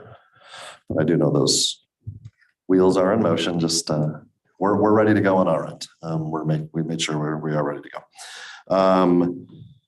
I want to make sure we acknowledge I don't know if you noticed these beautiful pillar, gosh, I don't even know what the right word is for them. What are these called, Kayla? Displays, acrylic displays. So Susan and others have often mentioned we need to make sure we are keeping our focus where it belongs, on the kids and what we're doing. Our strategic plan was not just a piece of paper or a PDF, but it drives every bit of our focus and how we spend our money and the decisions we make. You've heard me reference our 3 out of our 4 pillars this evening in conjunction with our decisions. We have those right there in front of you, or to your right, I guess. And we want to make sure we're always looking at those. We have those in our primary leadership meeting room as well. So we're always focused on that. And we're excited to see that schools are putting those in their schools as well. So we can make sure that is, I have to do it, Susan, so that it's being championed across our school district. I couldn't help myself, sorry. So we are very focused on that, and thankful to Kayla for helping add that element to it. Also moving forward, just to update you on how other investments we've made are going, our App2G, which is our app for the district, as well as our Thrill Share for our updated websites. the vast majority of our schools are very deeply involved in keeping their websites functioning awesome. And we're doing a great job there and making strides where, maybe people were a little behind, and we're getting that going pretty well. And then the Syntegics, which as a reminder is is an investment we made in crisis alert devices for all of our staff. We're having weekly meetings with our providers, Syntegics, to get the infrastructure in and start to get moving on that as soon as possible. And things are going well there. As soon as we have those things definitely in place and well established, we'll continue to keep you updated on those through our quarterly updates as well. Lastly, and not to end on a tough note, but just want to extend from all of us, from me, from the board, from our school district, our deepest condolences to the family of a student who lost her life this morning in a car accident. It's tough news to hear about any loss, but always difficult to deal with that. And it was a tough day, and I want to commend our site administration at Elko High School for how they handled that situation, and how they will continue to do that as we provide support for the students, the staff, the community, and families who are suffering from the loss of that student. So thank you to them, and thank you to not just our employees, but Michelle Sandoval from the Mobile Crisis Unit and her team. She was there. She was at Elko High School before I made it over there and was already helping to deploy resources. And so real grateful to everyone for having a part in helping manage just a truly awful situation. So our hearts and condolences and our support go out to that family, and just encourage everyone in the community to, in as much as you can, wrap your arms around that family. And then also just use this as an opportunity to remember that we can differ in opinion on a board item or on a lot of things, but we shouldn't differ in opinion on how to care for people and take care of each other. So I'll end with that. All right, thank you, Mr. Anderson. Are there any questions for Mr. Anderson before I move on? All right, we'll move on to item 6.1, approval of the accounts payable. I'm Chair, move to approve the accounts payable. Thank you. Do we have a second? Second. All right, any discussion?